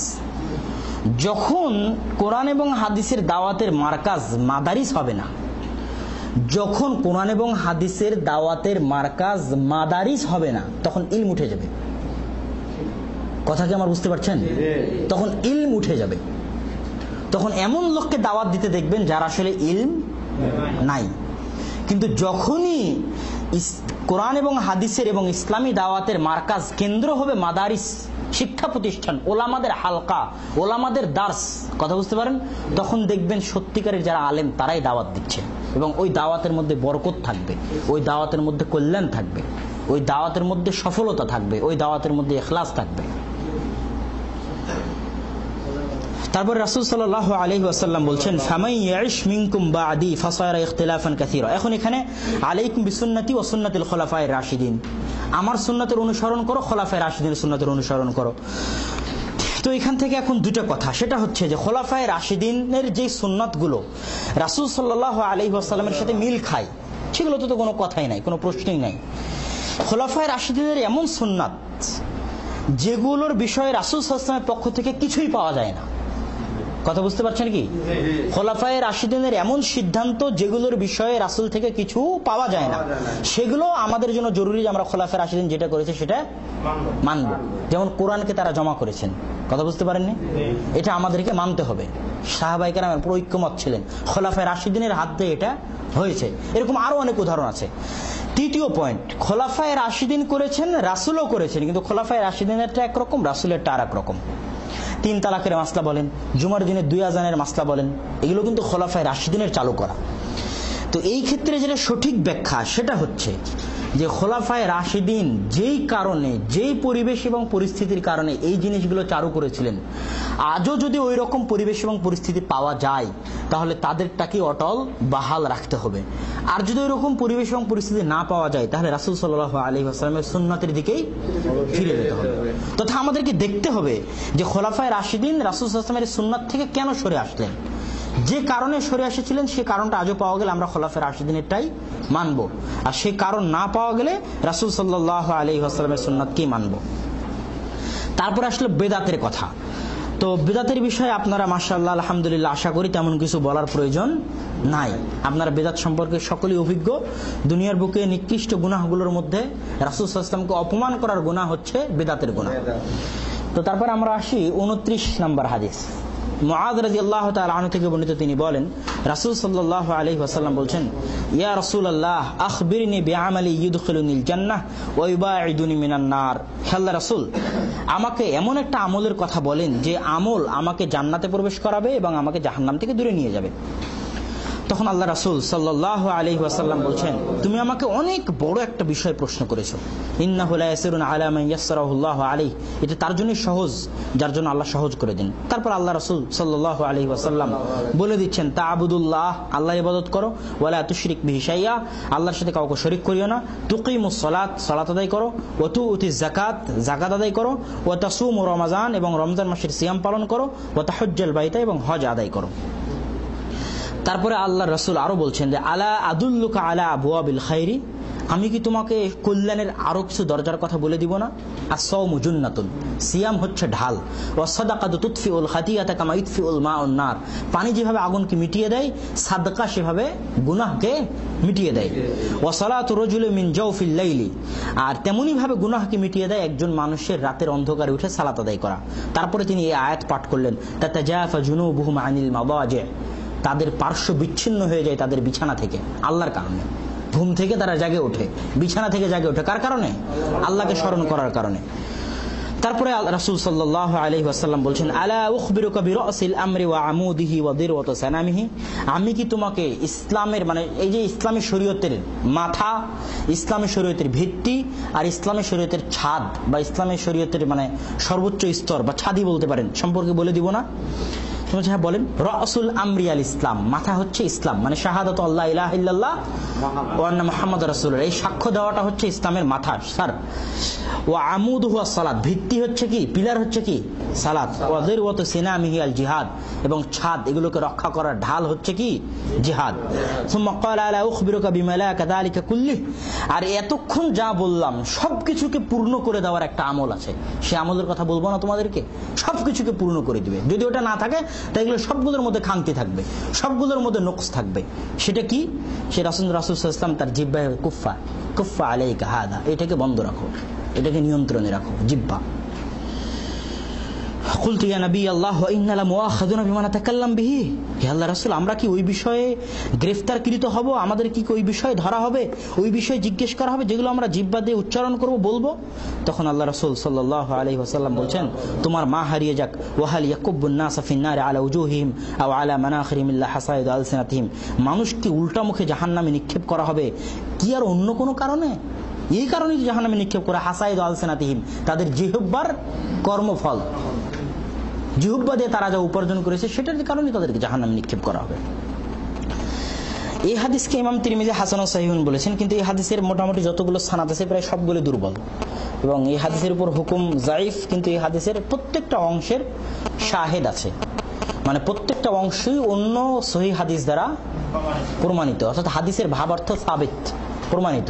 কিন্তু আমরা যে হাদিসটা এক সিরিয়াল এইভাবে পড়লাম, এই হাদিসটার সানাদ দুর্বল, জাইফ।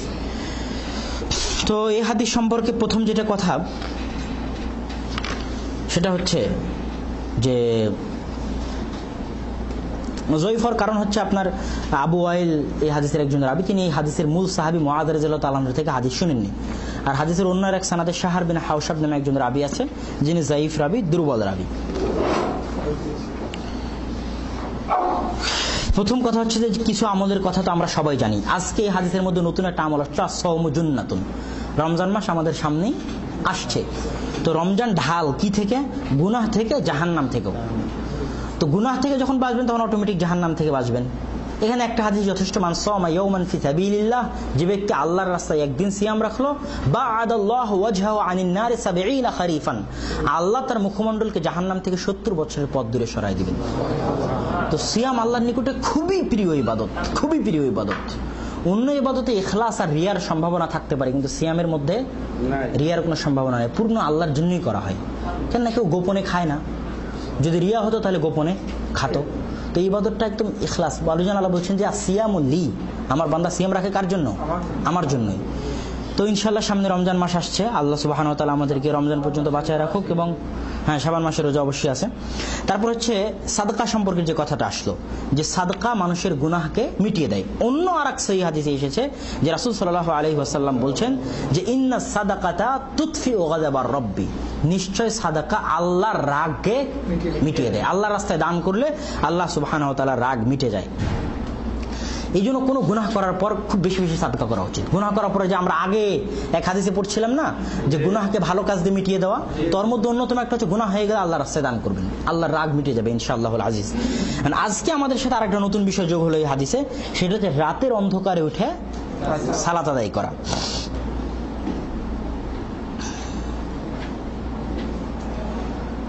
আল্লাহ সুবহানাহু ওয়া তাআলা রাসূল সাল্লাল্লাহু আলাইহি ওয়াসাল্লামকে সূরা মুজাম্মিলে সম্ভবত তাহাজ্জুদের সালাত আদায় করার নির্দেশ দিচ্ছেন। এটা কিন্তু রাসূল সাল্লাল্লাহু আলাইহি ওয়াসাল্লামের ওহীর শুরুর দিকে, ওহী তখন কেবল কেবল শুরু হয়েছে 6-7 মাস, তখন ওহী দীর্ঘদিন যাবত বন্ধ ছিল, তারপর হঠাৎ করে আবার ওহী আসলো, তখন এই আয়াত ইয়া আইয়ুহাল মুজাম্মিল, তখন ওখানে আল্লাহ সুবহানাহু ওয়া তাআলা রাসূল সাল্লাল্লাহু আলাইহি ওয়াসাল্লামকে তাহাজ্জুদের সালাত আদায় করার নির্দেশ দিচ্ছেন। এখানে আমি একটা গূঢ় রহস্য, সেটা হচ্ছে মনোযোগ দিয়ে শুনেন, কিন্তু সূরা মুজাম্মিলে আল্লাহ সুবহানাহু ওয়া তাআলা রাসূল সাল্লাল্লাহু আলাইহি ওয়াসাল্লামকে তার ওহীর জীবনের শুরুর দিকে তাহাজ্জুদের সালাত আদায় করার নির্দেশ দিচ্ছেন, কিয়ামুল লাইল আদায় করার নির্দেশ দিচ্ছেন। কেন জানেন? এইখানেও আল্লাহ রাসূল সাল্লাল্লাহু আলাইহি ওয়াসাল্লাম বলছেন যে তোমার গুনাহকে মিটিয়ে দিবে রাতের অন্ধকারে উঠে সালাত আদায় করা। শুধু তাই নয়, এক বাক্যে যদি বলি, দুনিয়ার সকল সফলতার মূল চাবিকাঠি হচ্ছে রাতের অন্ধকারে উঠে সালাত আদায় করা। তো তখন আল্লাহর রাসূলকে রাতের অন্ধকারে উঠে কেন সালাত আদায় করতে বলছে জানেন? দুনিয়ার সবচাইতে বড় দায়িত্ব মুহাম্মদ তোমাকে পালন করতে হবে, সেটা হচ্ছে নবুয়তের দায়িত্ব। আর এই দায়িত্ব পালন করার মতো যোগ্যতা তখনই তোমার সৃষ্টি হবে যখন কিয়ামুল লাইল তুমি নিয়মিত আদায় করতে পারবা, তখন এই দায়িত্ব বহন করার মতো যোগ্যতা তোমার মধ্যে তৈরি হবে। এই জন্য ওহীর শুরুতেই তাকে তাহাজ্জুদের সালাত, তখন কিন্তু সালাত ফরজই হয়নি, তারপরও তাহাজ্জুদের সালাতের জন্য নির্দেশ চলে আসছে। এবং আজও পর্যন্ত যে কোনো বিপদে, যে কোনো আপদে, দুনিয়ার যে কোনো বিপদে আপদে এবং যে কোনো কষ্টে, যে কোনো ব্যর্থতায় তাহাজ্জুদের সালাত ইনশাআল্লাহ আপনার সেই বিপদ আপদকে দূর করে দিবে, আপনার সেই ব্যর্থতাকে সফলতায় পরিণত করে দিবে। তাহাজ্জুদের সালাত দুনিয়ার সকল সফলতার মূল চাবিকাঠি। এই জন্য তাহাজ্জুদের সালাত বেশি বেশি করে আদায় করবেন ইনশাআল্লাহুল আজিজ। আশা করি সকল কষ্ট এবং সকল দুঃখ দূর হয়ে যাবে ইনশাআল্লাহ। তারপরে আরেকটা নতুন বিষয় আসছে আমাদের সাথে, সেটা হচ্ছে জিহাদ। জিহাদের বিষয় যেটা সবচেয়ে বড় কথা, সেটা হচ্ছে যে জান্নাতে যাওয়ার সবচেয়ে সহজ রাস্তা হচ্ছে আল্লাহ সুবহানাহু ওয়া তাআলার রাস্তায় জিহাদ করা। একজন মুজাহিদের রক্তের ফোঁটা মাটিতে পড়ার আগেই আল্লাহ সুবহানাহু ওয়া তাআলা তার সকল গুনাহ মাফ করে দেন।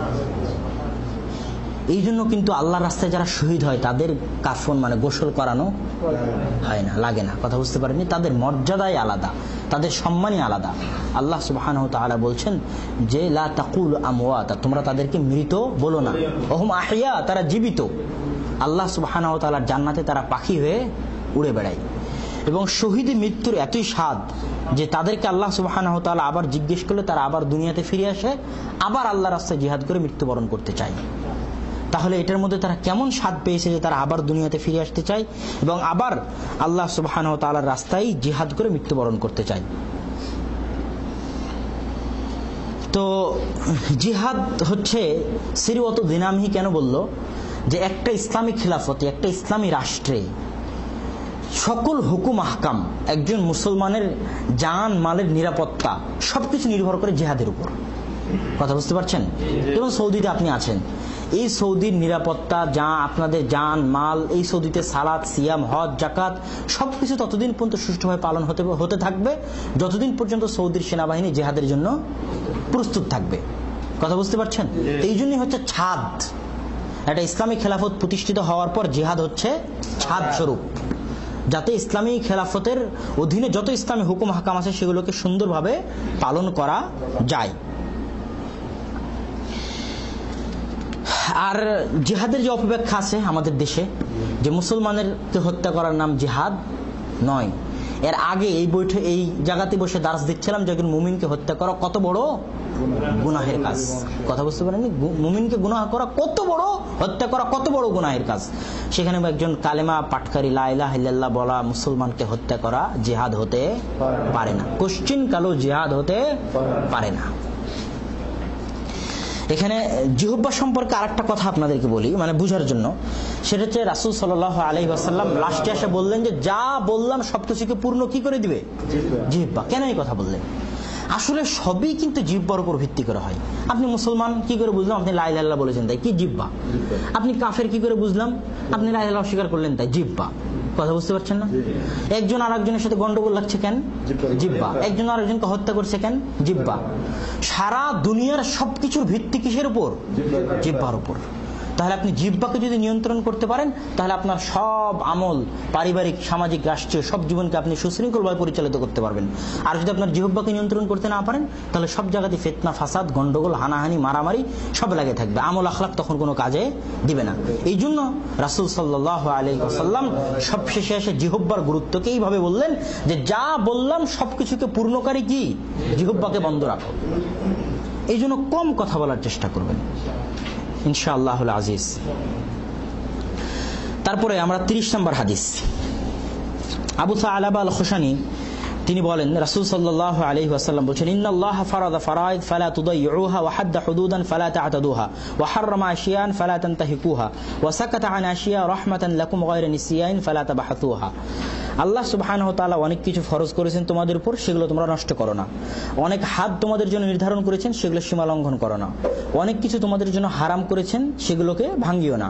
ওয়াসাকাতা আন আশিয়া রাহমাতান লাকুম, আর অনেক বিষয় থেকে আল্লাহ সুবহানাহু ওয়া তাআলা চুপ থেকেছেন তোমাদের উপর দয়া করে, ভুলে গিয়ে নয়।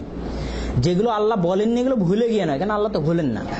আল্লাহ রহমাতান চুপ থেকেছেন, তো ফালা তাবাহাতু আনহা, সেগুলো বিষয়ে তোমরা যাচাই বাছাই করিও না। তো এই হাদিসের সাথে প্রথম যেটা সম্পর্ক সেটা হচ্ছে যে 4টা জিনিসের কথা বলা হলো। ফারাইজ, ফরজগুলো, মাহারিম, আল্লাহ যেগুলো হারাম করেছেন, আল্লাহর হুদুদ, আর যেগুলো থেকে আল্লাহ চুপ থাকেছেন। তো পুরো ইসলামী শরীয়তকে ঘিরে নিয়েছে এই হাদিসটা পুরো ইসলামী শরীয়তকে ঘিরে নিয়েছে। ফরজ, হারাম, আল্লাহর হুদুদ এবং আল্লাহ সুবহানাহু ওয়া তাআলা যেগুলো থেকে চুপ থাকেছেন। এই জন্য এই হাদিসকে বলা হয় আসলুম মিন উসুলিদ্দিন। এখন ফারাইজের মধ্যে সবচেয়ে যেটা এখানে মানে প্রাসঙ্গিক যেটা আলোচনা সেটা হচ্ছে যে ফরজ আর ওয়াজিবের মধ্যে কোনো পার্থক্য আছে কিনা, এই ফারাইজের মধ্যে ওয়াজিবাতও আসবে কিনা। মানে এখানে যে ফারাইজগুলোকে আল্লাহ সুবহানাহু ওয়া তাআলা পালন করতে বলছেন এর মধ্যে কি ওয়াজিবাতও আসবে না, ফরজ আর ওয়াজিবের মধ্যে কোনো পার্থক্য নাই, ফরজ আর ওয়াজিব একই। তো এখানে যেটা গুরুত্বপূর্ণ বোঝার বিষয় সেটা হচ্ছে ইমাম আবু হানিফা রাহিমাহুল্লাহর নিকটে ফরজ এবং ওয়াজিবের মধ্যে পার্থক্য আছে। ইমাম আবু হানিফা রাহিমাহুল্লাহর নিকটে যেগুলো মাকতু' মুতাওয়াতির হাদিস দ্বারা অথবা কোরআনের আয়াত দ্বারা প্রমাণিত সেগুলো ফরজ, আর যেগুলো শুধু রাসূলের সুন্নাত দ্বারা প্রমাণিত, রাসূল যে আমল নিয়মিত করতেন এবং ওই আমলের করার বিষয়ে গুরুত্ব হাদিসে এসেছে, কিন্তু না করলে গুনাহ হবে এরকম কোনো ধমকি আসেনি। রাসূল নিয়মিত করতেন, কোনোদিন ছাড়েননি। আবার তার গুরুত্বের বিষয়ে কোনো কথা হাদিসে এসেছে, যেমন বেতেরের সালাত, রাসূল সফরে কি হাজারে কি কোনোদিন ছাড়েননি, বাড়িতেও ছাড়েননি, সফরেও ছাড়েননি। আর গুরুত্ব আরো কি, ইন্নাল বেতরা হাক্কুন আলা কুল্লি মুসলিম, প্রত্যেক মুসলমানের উপর জরুরি হচ্ছে সে বেতেরের সালাত আদায় করে, গুরুত্বের মতো একটা হাদিস আসছে। কিন্তু বেতের না পড়লে গুনাহ হবে, বেতের না পড়লে জাহান্নামে যেতে হবে এরকম কোনো হাদিস কিন্তু আসেনি। তাহলে রাসূলের মুআযাবাত মানে মৃত্যু পর্যন্ত বেতের সালাত আদায় করা এবং বেতের গুরুত্বের পূর্ণ হাদিস, এই দুটো যখন এক হবে তখন হানাফি মাযহাবে ওটাকে কি বলা হবে? ওয়াজিব বলা হবে। হানাফি মাযহাবের এই তাকসিমটা অনেক সূক্ষ্ম, কথা কি আমার বুঝতে পারছেন? আর মুহাদ্দিসিন যারা, তারা ওয়াজিব এবং ফরজের মধ্যে কোনো পার্থক্য করেন না। ওয়াজিব যে অর্থে ব্যবহার করেন, ফরজও একই অর্থেই ব্যবহার করেন। আর যেই পার্থক্যটা হানাফি উলামায়ে কেরাম করতে চাচ্ছেন সেটাকে তারা সুন্নাতে মুআক্কাদা এবং তার সাথে কিছু গুরুত্ব বলে ব্যবহার করেন।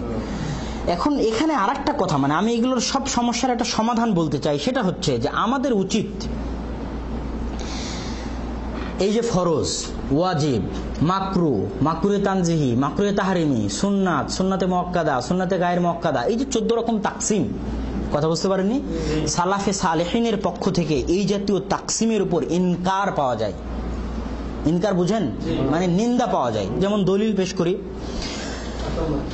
আব্দুল্লাহ বিন ওয়াহাব রাহিমাহুল্লাহ থেকে বর্ণিত, তিনি বলছেন যে একদা মালিক বিন আনাস রাদিয়াল্লাহু তাআলা আনহুর নিকটে আমরা আসলাম। ফাকুলতু, তারপর বললাম, ইয়া আবা আব্দুল্লাহ মা ফি সলাতি মিন ফারিজাতিন।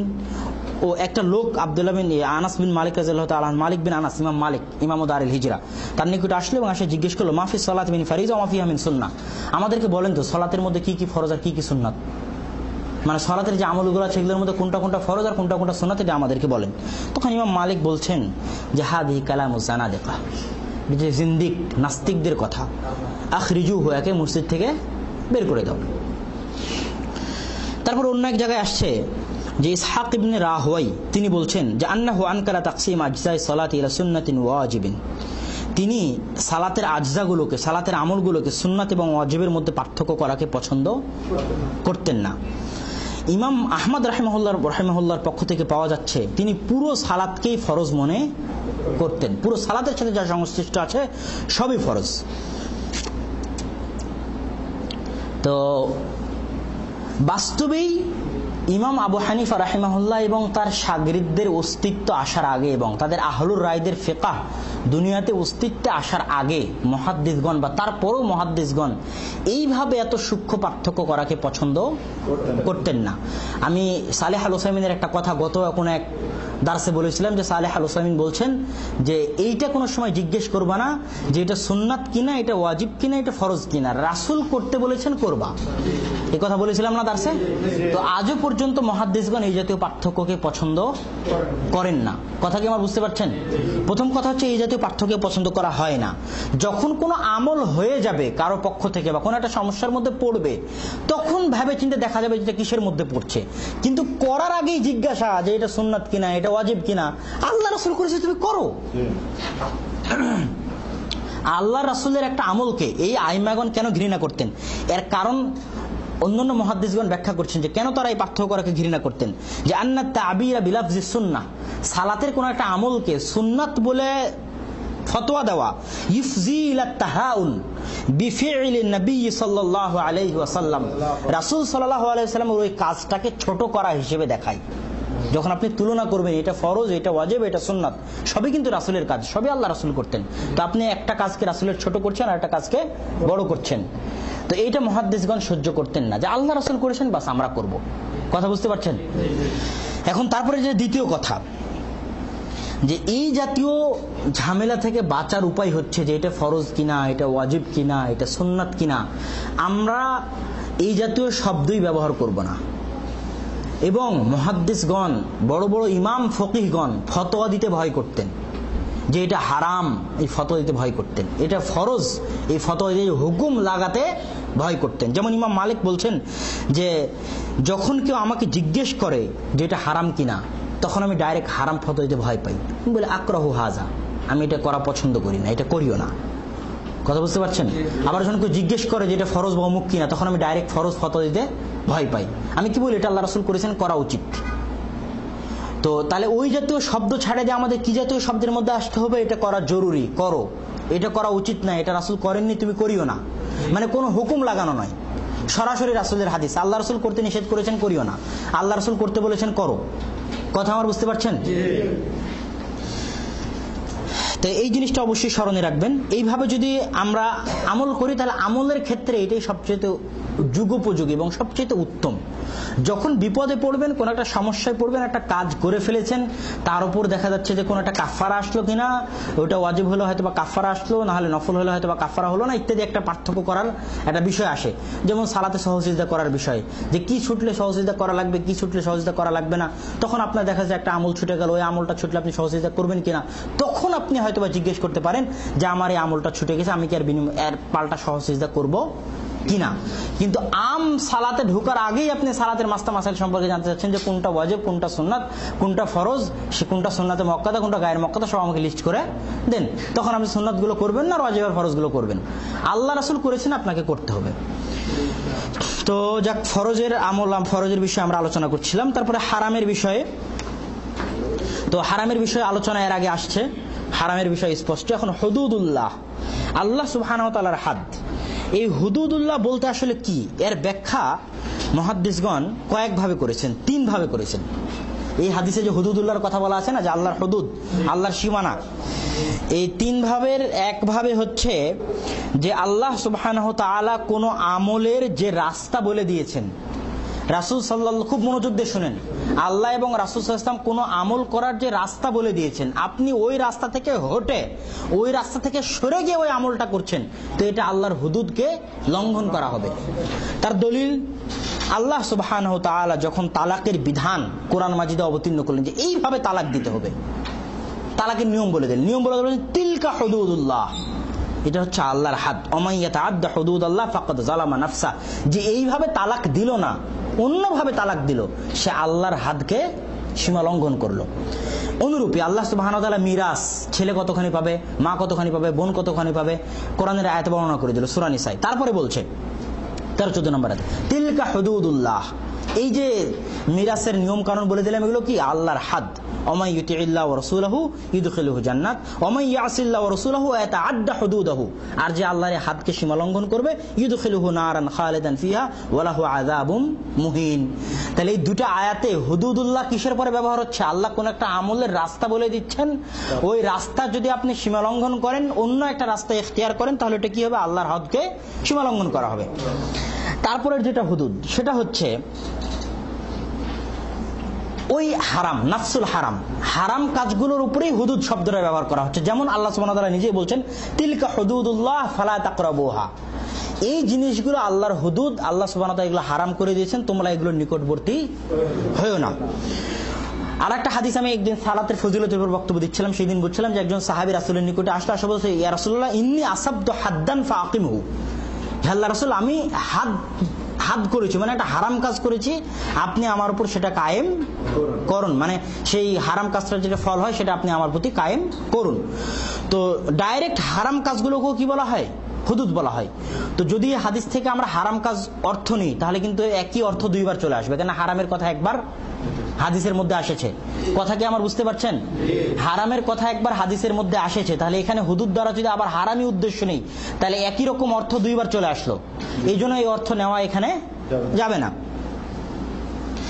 আর তৃতীয় যেটা হুদুদ, সেটা হচ্ছে আল্লাহ সুবহানাহু ওয়া তাআলা, যেটাকে আমরা মাশহুর হাদ বলে জানি, যে চুরি করলে হাত কাটতে হবে, কিসাস মানে কেউ কাউকে হত্যা করলে তাকে হত্যা করতে হবে, তারপরে কেউ যদি জিনা করে তাহলে তাকে রজম করতে হবে, যে হাদ, এই হাদগুলোকে বলা হয় হুদুদ। তাই যদি এটা উদ্দেশ্য নেই, তাহলে ওখানে আল্লাহ রাসূল সাল্লাল্লাহু আলাইহি ওয়াসাল্লাম যে নিষেধ করলো যে আল্লাহর হাদকে সীমা লঙ্ঘন করো না, এর দ্বারা তাহলে তখন উদ্দেশ্য কি হবে? এর দ্বারা তখন উদ্দেশ্য হবে যে কারো প্রতি যখন হদ কায়েম করা হবে, তখন হদ কায়েম করতে গিয়ে যেন তার প্রতি জুলুম না করা হয়, হদটা যেন ন্যায় পরায়ণ ভাবে ইনসাফের সাথে তার প্রতি কায়েম করা হয়, তখন এই অর্থ হবে। তো এই তিনটার যে আমরা মধ্যের অর্থটা নিতে পারছি না, কিন্তু প্রথম অর্থটাও নিতে পারি, আবার শেষ অর্থটাও নিতে পারি। তিনটা অর্থ, একটা হচ্ছে আল্লাহ কোন আমলের যে রাস্তা বলে দিয়েছেন, ওই রাস্তা ইখতিয়ার না করে, ওই রাস্তা অবলম্বন না করে অন্য কোন রাস্তা অবলম্বন করা, এটা আল্লাহর হাদকে সীমালঙ্ঘন করা। দ্বিতীয় অর্থ হচ্ছে হারাম কাজগুলো আল্লাহর হুদুদ, সেগুলোকে করা মানে আল্লাহর হুদুদকে সীমালঙ্ঘন করা। তৃতীয় হচ্ছে কিসাস, রজম, চুরি করলে হাত কাটা, এগুলো হুদুদ। তো এগুলোর ক্ষেত্রে সীমালঙ্ঘন না করার অর্থ হচ্ছে হদগুলো বাস্তবায়ন করার সময় ইনসাফ এবং ন্যায়পরায়ণতার সাথে বাস্তবায়ন করা। তারপরে এখন রাসূল সাল্লাল্লাহু আলাইহি ওয়াসাল্লাম বলছেন যে তৃতীয় অধ্যায়, ফরজ হয়ে গেল, হারাম হয়ে গেল, হুদুদ হয়ে গেল। চতুর্থটা হচ্ছে আল্লাহ সুবহানাহু ওয়া তাআলা যেগুলো বিষয়ে চুপ, কিছু বলেননি। তো এখানে ইসলামের একটা মূলনীতি হচ্ছে যে রাসূল সাল্লাল্লাহু আলাইহি ওয়াসাল্লাম এবং আল্লাহ সুবহানাহু ওয়া তাআলা পবিত্র কোরআন এবং হাদিসে যেই জিনিসগুলো থেকে নিষেধ করেছেন, এগুলো থেকে আপনাকে বেঁচে থাকতে হবে। আর কিয়ামত পর্যন্ত যা আবিষ্কার হবে সেগুলো সবই আপনার জন্য হালাল। যেগুলো থেকে চুপ থাকেছেন সেগুলো সবই আপনার জন্য জায়েজ। এই যে মোবাইল ভিডিও হচ্ছে, আপনার এই যে পানি, গ্লাস, ল্যাপটপ, কাগজ পাতি, টেবিল, এগুলোর বিষয়ে কোরআন হাদিসে কিছু নাই। কথা বুঝতে পারছেন? এগুলো সবই কিয়ামত পর্যন্ত হালাল। এগুলো বিষয়ে রাসূল সাল্লাল্লাহু আলাইহি ওয়াসাল্লাম চুপ থাকেছেন।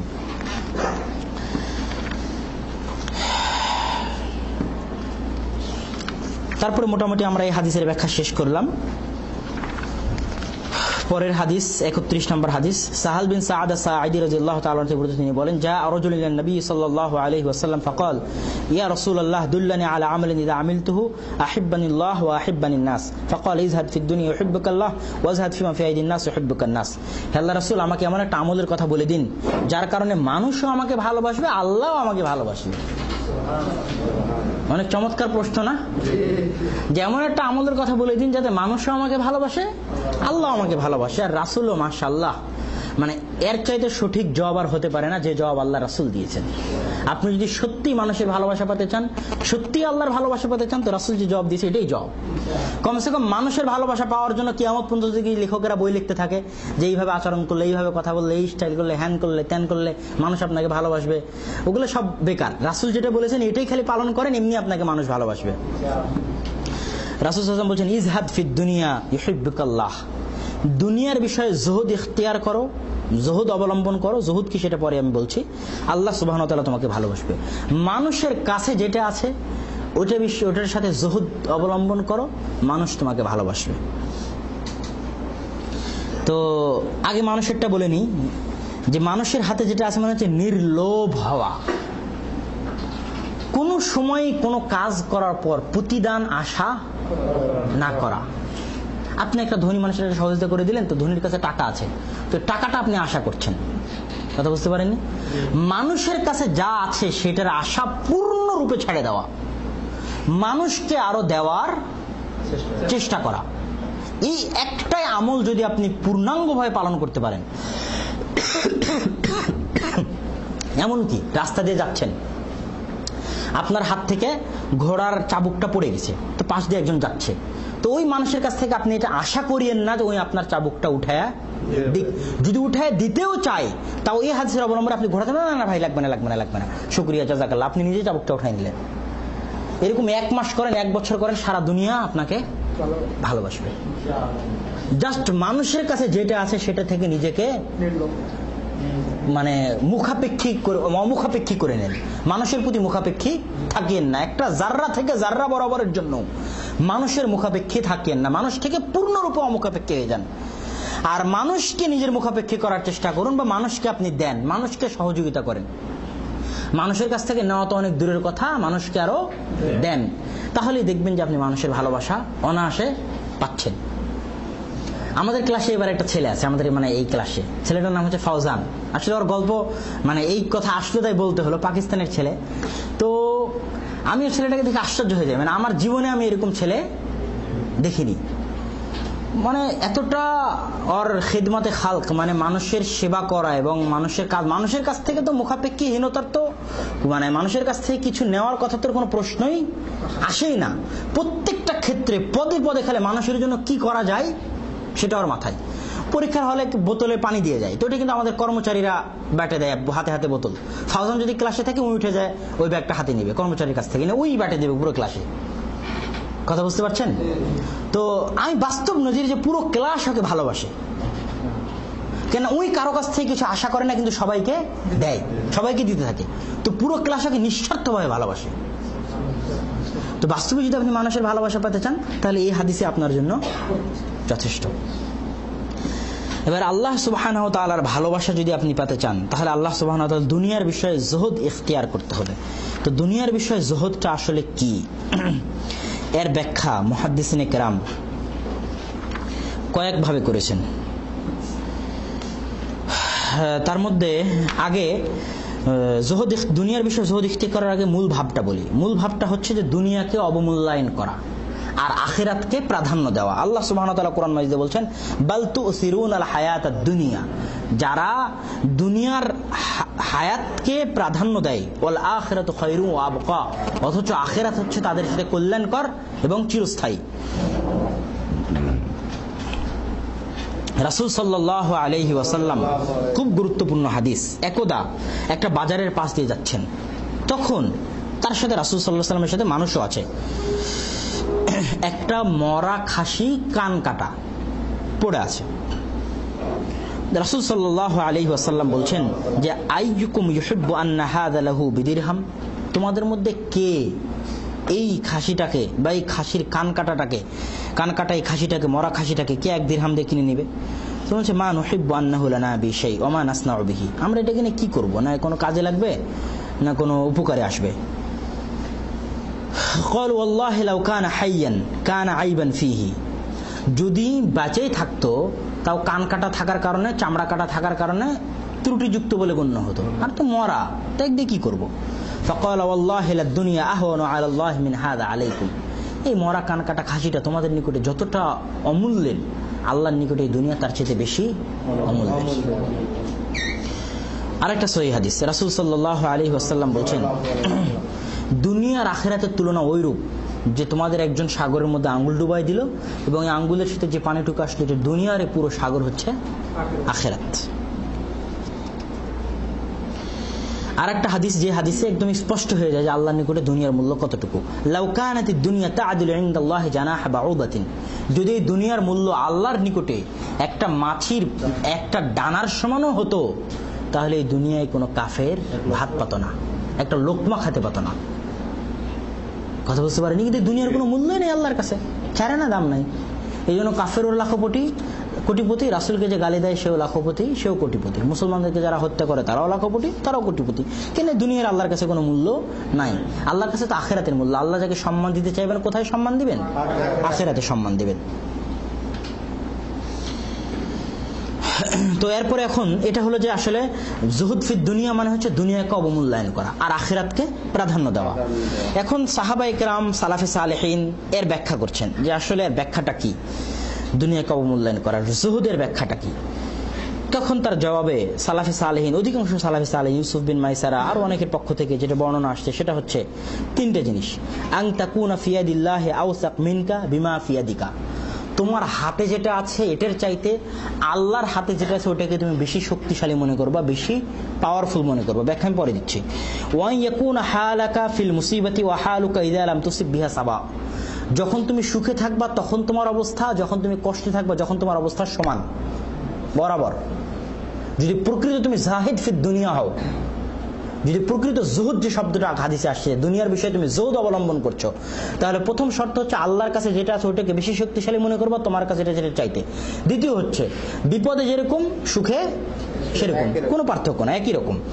আর তৃতীয় হচ্ছে আইয়াকুন মাদিহুকা ওয়া দামুকা ফিল হাক্কি সাওয়া, সেটা হচ্ছে যে দুনিয়ার মানুষ তোমার প্রশংসা করলেও তুমি যে কাজ করো, দুনিয়ার মানুষ তোমার নিন্দা করলেও তুমি সেই কাজ করো।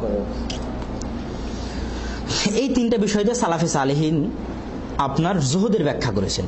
তো প্রথম যেটা কথা সেটা হচ্ছে যে আল্লাহর নিকটে যেটা আছে সেটাকে তুমি শক্তিশালী মনে করবা, তোমার নিকটে যেটা আছে কেন? যে হাযা ইয়ানশাউ মিন সিহহাতিল ইয়াকিন ওয়া কুওয়াতিহি, এটা তোমার আত্মিক শক্তিকে বাড়াবে। কিভাবে? তুমি তোমার কাছে যেটা আছে এটা কি তুমি তোমার রিজিকের মালিক মনে করছো, যে আমার ব্যাংকে 1 লক্ষ টাকা আছে, এটা দিয়ে এটা হবে, এটা দিয়ে ওটা হবে, এইভাবে আমার ছেলে চলবে, এভাবে মেয়ে চলবে। আমার এতটা জমি জায়গা আছে, এটা দিয়ে আমার ছেলে হবে, এটা দিয়ে মেয়ে হবে, এইভাবে 2 তলা বাড়ি করলাম, এটা দিয়ে আমার ছেলে থাকবে। সব নিজের কাছে যা আছে সেটার উপরই বেশি ভরসা। কথা বুঝতে পারেননি? অথচ আল্লাহ সুবহানাহু ওয়া তাআলা কি বলছেন? ওয়া মা মিন দাব্বাতিন ফিল আরদি ইল্লা আলাল্লাহি রিজকুহা, দুনিয়ার বুকে আসমানের নিচে এমন কোন চতুষ্পদ জন্তু চলাফেরা করে না যার রিজিক আল্লাহ দেন না। ওয়াফিস সামাই রিজকুকুম ওয়া মা তুআদুন, তোমাদের জন্য আসমান থেকে রিজিক বন্টন করা হয়। ফাবতাগু ইনদাল্লাহি রিজক ওয়া'বুদুহ, তোমরা আল্লাহর নিকটে রিজিককে অনুসন্ধান করো এবং আল্লাহরই ইবাদত করো। তো রিজিকের রুটির মালিক কে? আল্লাহ সুবহানাহু ওয়া তাআলা। সালাফে সালেহিনের পক্ষ থেকে কথা পাওয়া যায়, ইমাম আহমদ বিন হাম্বল বলছেন আসাররু আইয়ামি ইলাইয়া, ইমাম আহমদ বিন হাম্বল বলছেন আমার নিকটে সবচেয়ে খুশির দিন, সবচেয়ে আনন্দের দিন ওই দিন, উসবিহু ওয়া লাইসা ইনদি শাই, আমি সকাল করি এমন অবস্থায় যে আমার কাছে কিছুই নাই। ওই দিনটা আমার কাছে সবচেয়ে আনন্দের, কেন ওই দিন আল্লাহর উপর ভরসা বেশি পাক্কা, ওই দিন আল্লাহর উপর ভরসা বেশি শক্ত। তো যখন আপনার পকেটে মানিব্যাগে যখন টাকা আছে তখন আল্লাহ ভরসা কি করে বুঝবেন? মানিব্যাগ যখন খালি তখনই তো আল্লাহর উপর ভরসা কতখানি এটা বোঝা যাবে। তো এই জন্য আহমদ বলছে সবচেয়ে খুশির দিন ওই দিন যেদিন আমি সকাল করি অথচ আমার বাড়িতে কোনো খানা পিনা টাকা পয়সা কিচ্ছু নাই। আহমদ বিন হাম্বলের মধ্যে এটা হচ্ছে জুহুদ ফি দুনিয়া, দুনিয়ার 1 নম্বর শর্ত, দুনিয়ার বিষয়ে জুহুদ ইখতিয়ার করা আল্লাহর ভালোবাসা পেতে চাইলে। আবু হাজিম আজ-জাহিদকে বলা হচ্ছে যে মা মালুক, তোমার ধন সম্পদ কি গো? তো বলছে আমার 2টা ধন সম্পদ, লা আখশা মাআহুমাল ফাকর, যতদিন আমার কাছে এই 2টা জিনিস আছে ততদিন আমি দারিদ্রতার ভয় করি না। একটা হচ্ছে আফসিকা বিল্লাহ, আল্লাহর প্রতি ভরসা, ওয়াল ইয়াসু মিম্মা ইয়াদিন নাস, আর মানুষের হাতে যেগুলো আছে এগুলো থেকে নিরাশ হয়ে যাওয়া। মানে মানুষের হাতে যে জিনিসগুলো আছে ওগুলো আমার কাছে কোনো মূল্য নাই, ওগুলো দেখে আমি কোনো লোভও দেখি না, কোনো স্বপ্নও দেখি না। আর আল্লাহ সুবহানাহু ওয়া তাআলার প্রতি ভরসা, এই দুটো জিনিস যতদিন আমার সাথে আছে ততদিন আমি ধনী, আমাকে দারিদ্রতা গ্রেফতার করতে পারে না। তাকে আরেকবার বলা হয়েছিল আমা তাখাফুল ফাকরা, তুমি দারিদ্রতার ভয় করো না? তখন সে জবাবে বলেছিল আনা আখাফুল ফাকরা, কিভাবে আমি দারিদ্রতার ভয় করতে পারি? ওমা উলাইয়া লাহু মা ফিস সামাওয়াতি ওয়া মা ফিল আরজ ওয়া মা বাইনাহুমা মা তাহতা সারা, আর আমার রব তো তিনি যার আসমান এবং জমিনের মাঝে যা কিছু আছে সবই তার, জমিনের নিচে যা আছে সবই তার, আসমানে যা আছে সবই তার, আমার রব তো তিনি, আমি তো তারই বান্দা। তার বান্দা হয়ে কিভাবে আমি দারিদ্রতার ভয় করতে পারি? এই দুনিয়ার লাখো কোটি সব সম্পত্তির মালিক কে? আল্লাহ। তো সে আল্লাহ সুবহানাহু ওয়া তাআলার বান্দা হয়ে আমি কিভাবে দারিদ্রতার ভয় করতে পারি? অসম্ভব।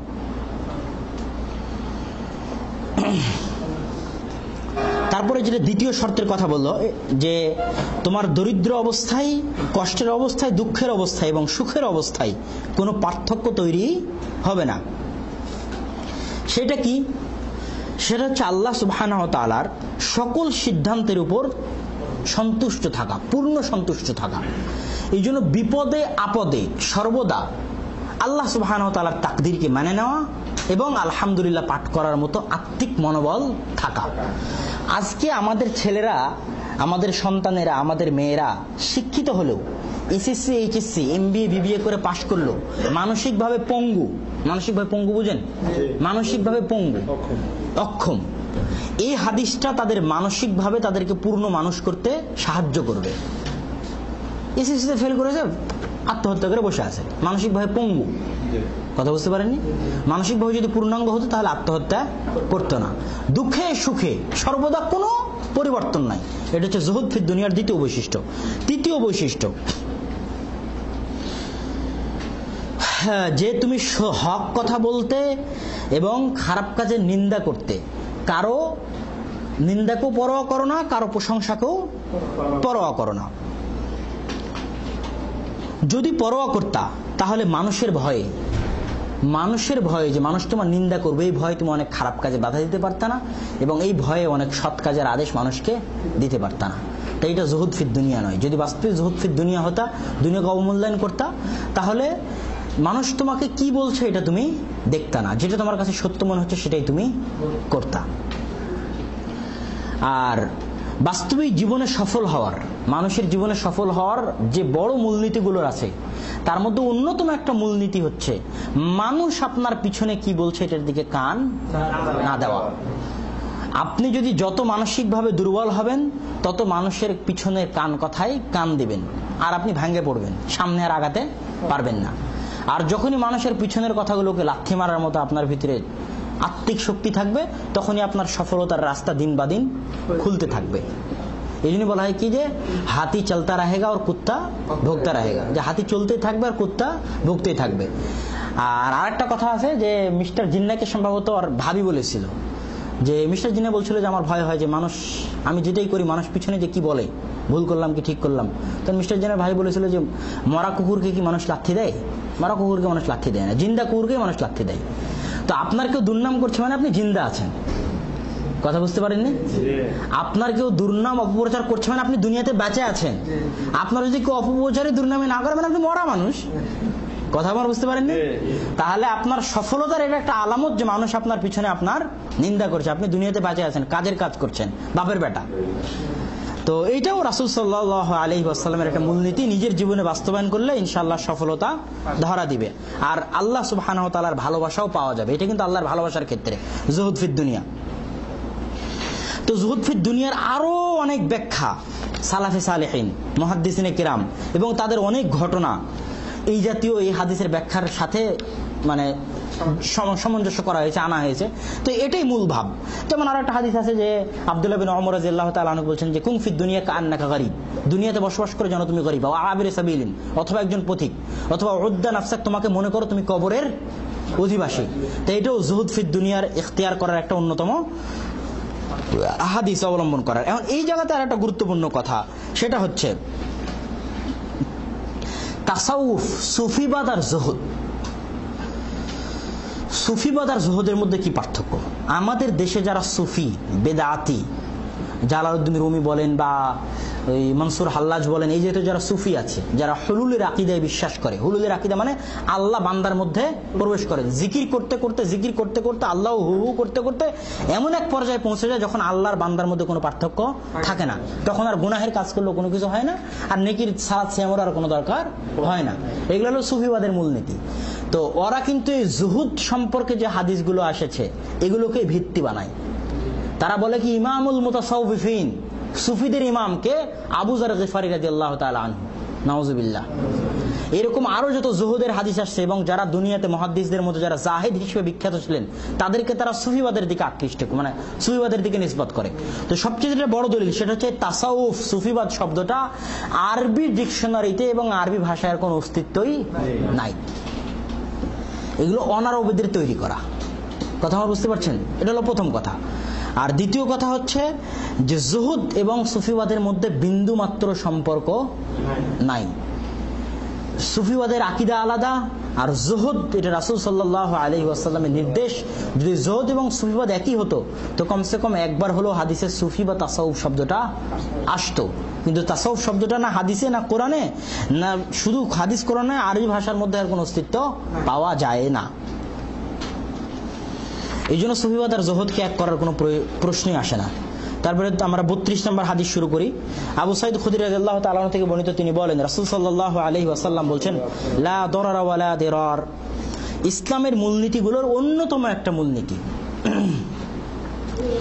যে কোনো ক্ষতি নাই, মানে কোনো ক্ষতি করা নাই।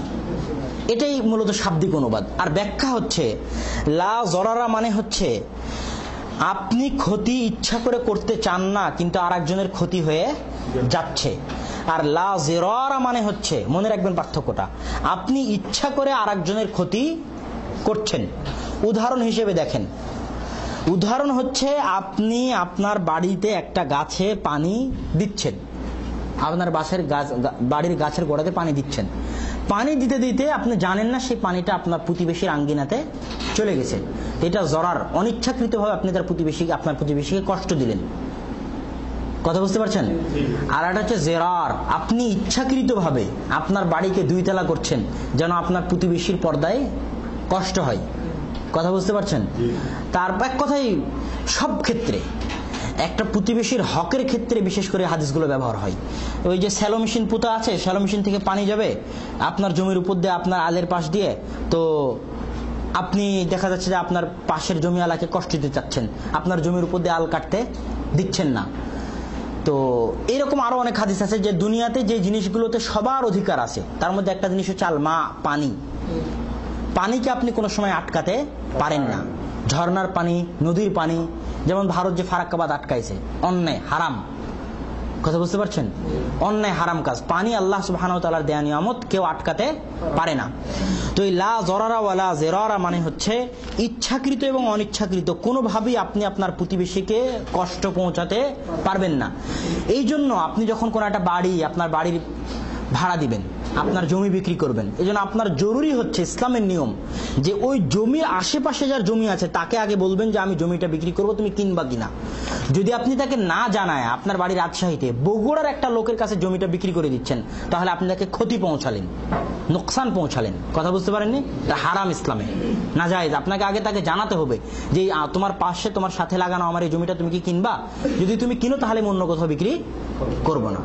এই জাতীয় সব ক্ষেত্রে, সমাজে বসবাসের ক্ষেত্রে সর্বদা আপনাকে সচেষ্ট থাকতে হবে আপনার দ্বারা অন্য কেউ যেন ইচ্ছাকৃত এবং অনিচ্ছাকৃতভাবে ক্ষতিগ্রস্ত না হয়। এবং এই জরার শব্দটা পবিত্র কোরআনেও আসছে। কিভাবে? আল্লাহ সুবহানাহু ওয়া তাআলা বলছেন, মিন বা'দি ওয়াসিয়াতিন ইউসা বিহা আও দাইনিন গায়রা মুদার। এবং হাদিসে এইভাবে আসছে যে ইন্নাল আবদা লা ইয়া'মালু বিতাআতিল্লাহ 60 সানা। আল্লাহর একজন বান্দা আল্লাহর 60 বছর ইবাদত করলো, সুম্মা ইয়াহজুরুহুল মাউত, তার নিকটে মৃত্যু আসলো। মৃত্যু আসার পর তখন সে কি করলো? ওসিয়ত করলো। আর ওসিয়ত করতে যায় নিজের সন্ততিদেরকে ক্ষতি পৌঁছালো। কিভাবে? 2 ভাবে ক্ষতি পৌঁছাতে পারে। একটা হচ্ছে যারা মিরাসে হক রাখে তাদের মধ্যে কারো কারো নামে জমি লিখে দিল, আর কারো কারো নামে জমি লিখে দিল না। আর আরেকটা হচ্ছে সম্পত্তির 3 ভাগের 1 ভাগের চাইতে বেশি আল্লাহর রাস্তায় দান করে দিল, যাতে তার ওসিয়তরা দরিদ্র এবং ফকিরের মতো, ওয়ারিসরা দরিদ্র এবং ফকিরের পর্যায়ে পৌঁছে গেল। তো 2 ভাবেই সে তার ওয়ারিস সন্তান সন্ততিকে ক্ষতি পৌঁছালো। এই 2 জনের 2 প্রকার আমলের জন্য ফাইদুখিলুন নার, তাকে জাহান্নামে যেতে হবে। ভালো কাজ করছেন কিন্তু আরেকজনকে ক্ষতি পৌঁছাচ্ছেন। দান করার দরকার ছিল, একদিন দান করতে পারেননি, আজকে মরার সময় নিজের সন্তান সন্ততিকে ক্ষতির মধ্যে ঢালে দিয়ে, দরিদ্রতার মধ্যে ঢালে দিয়ে, কষ্টের মধ্যে ফেলে দিয়ে দান করাচ্ছেন। আল্লাহ সুবহানাহু ওয়া তাআলা যেহেতু ক্ষতি পছন্দ করেন না। এক কথা, ইসলামের সকল ক্ষেত্রে আরো অনেক হুকুম আহকামে হাদিস দিয়ে ইস্তেমবাত হবে। এক কথায় পুরো ফিকহে, পুরো ফতোয়াতে অনেক মাসলা মাসাইল পাবেন, যখনই উলামায়ে কেরাম ফতোয়া দিবে আর দলিল হিসেবে হাদিস পেশ করবে, লা যারারা ওয়া লা জিরার। ফতোয়া দিবার দলিল লা যারারা ওয়া লা জিরার, ফতোয়া দিবার হাদিস পেশ করবে লা যারারা ওয়া লা জিরার। মানে এই হাদিস থেকে আপনার জীবনের ধর্মীয়, পারিবারিক, রাষ্ট্রীয় সকল জীবনে আপনি হাজার হাজার শত শত মাসলা ইস্তেমবাদ করতে পারবেন।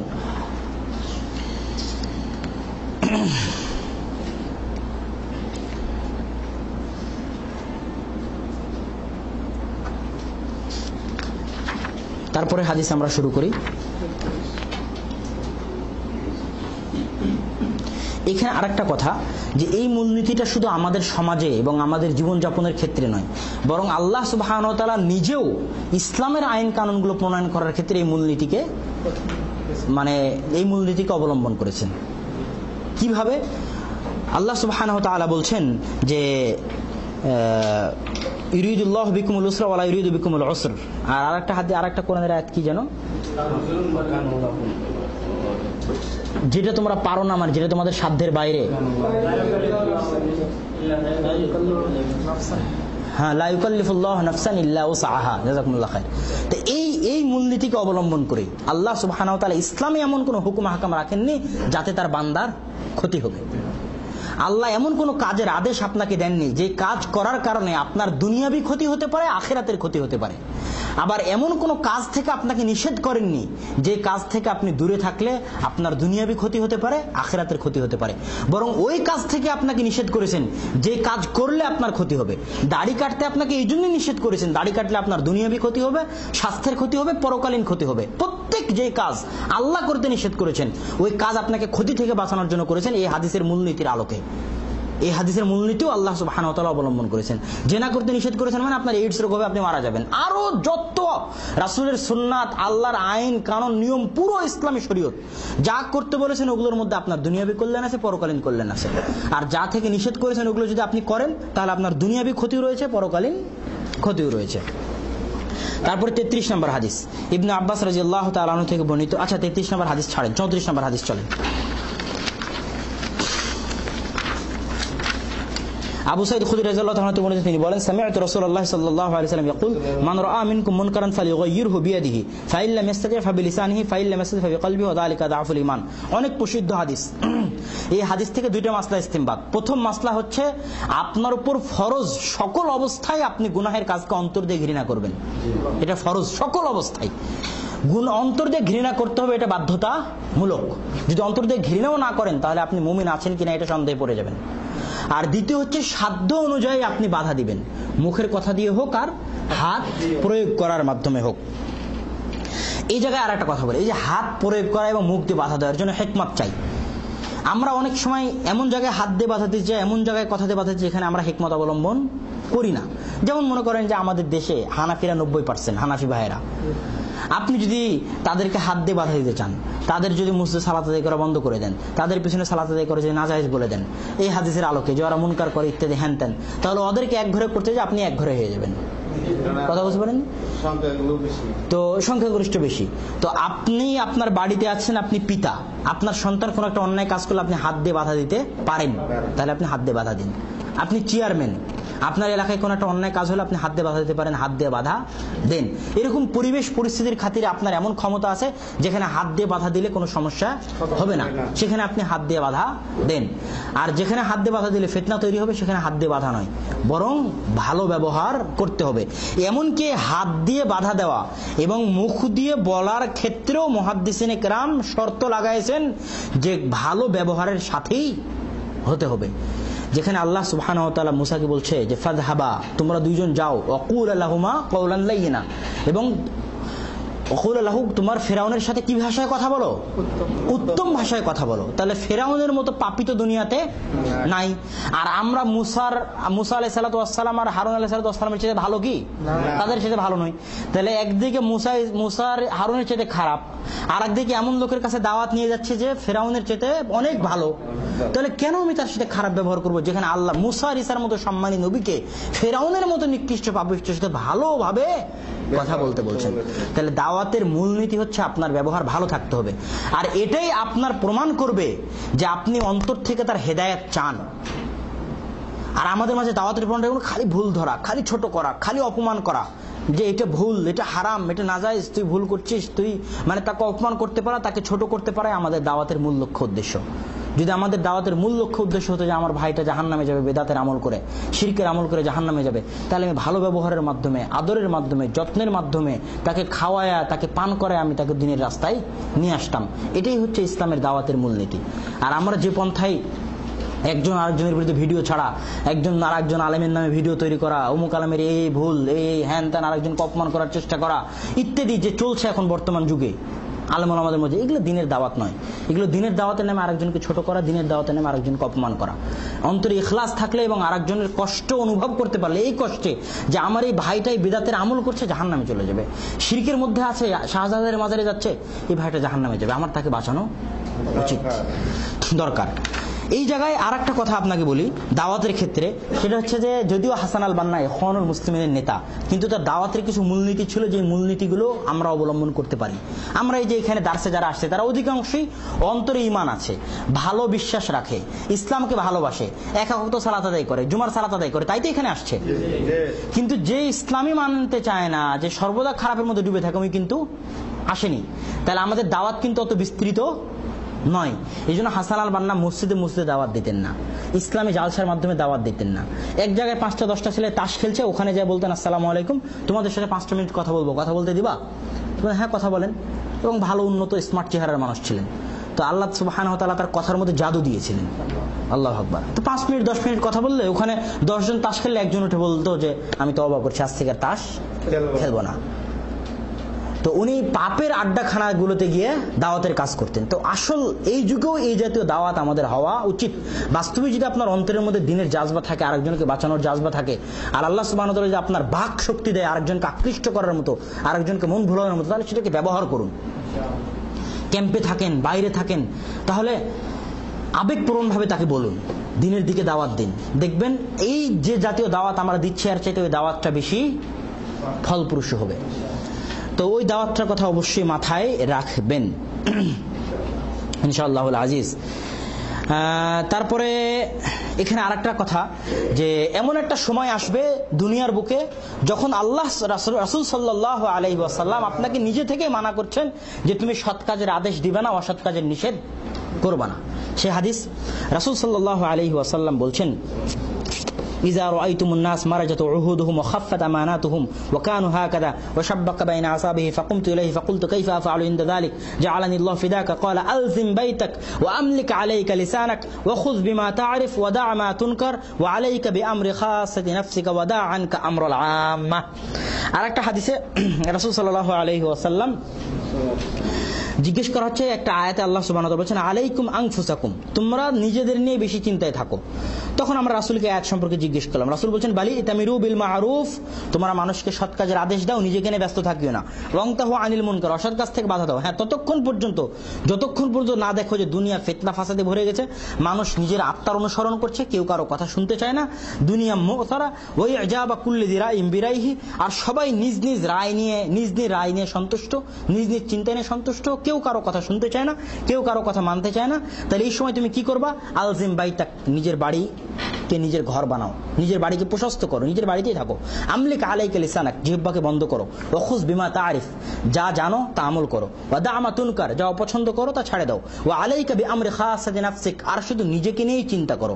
ওয়াদা আনকা আমরাল আওয়াম, আর জনসাধারণের বিষয় ছেড়ে দাও, জনসাধারণের চিন্তা করার দরকার। এরকম একটা পরিবেশ আসবে, ভয়ঙ্কর একটা জামানা আসবে, যখন মানুষের উপর আপনার কথার কোনো প্রভাব থাকবে না, যখন ফিতনা ফাসাদে দুনিয়া ভর্তি হয়ে যাবে, তখন আল্লাহ রাসূল বলেন বাড়িতে থাকো, জিহ্বা নিয়ন্ত্রণ করো, যা জানো মানো, যা খারাপ মনে করো তা ছেড়ে দাও, মানুষকে নিয়ে ব্যস্ত হয়েও না, আর নিজেকে নিয়ন্ত্রণ করো, নিজের জিহ্বাকে নিয়ন্ত্রণ করো। এই জায়গায়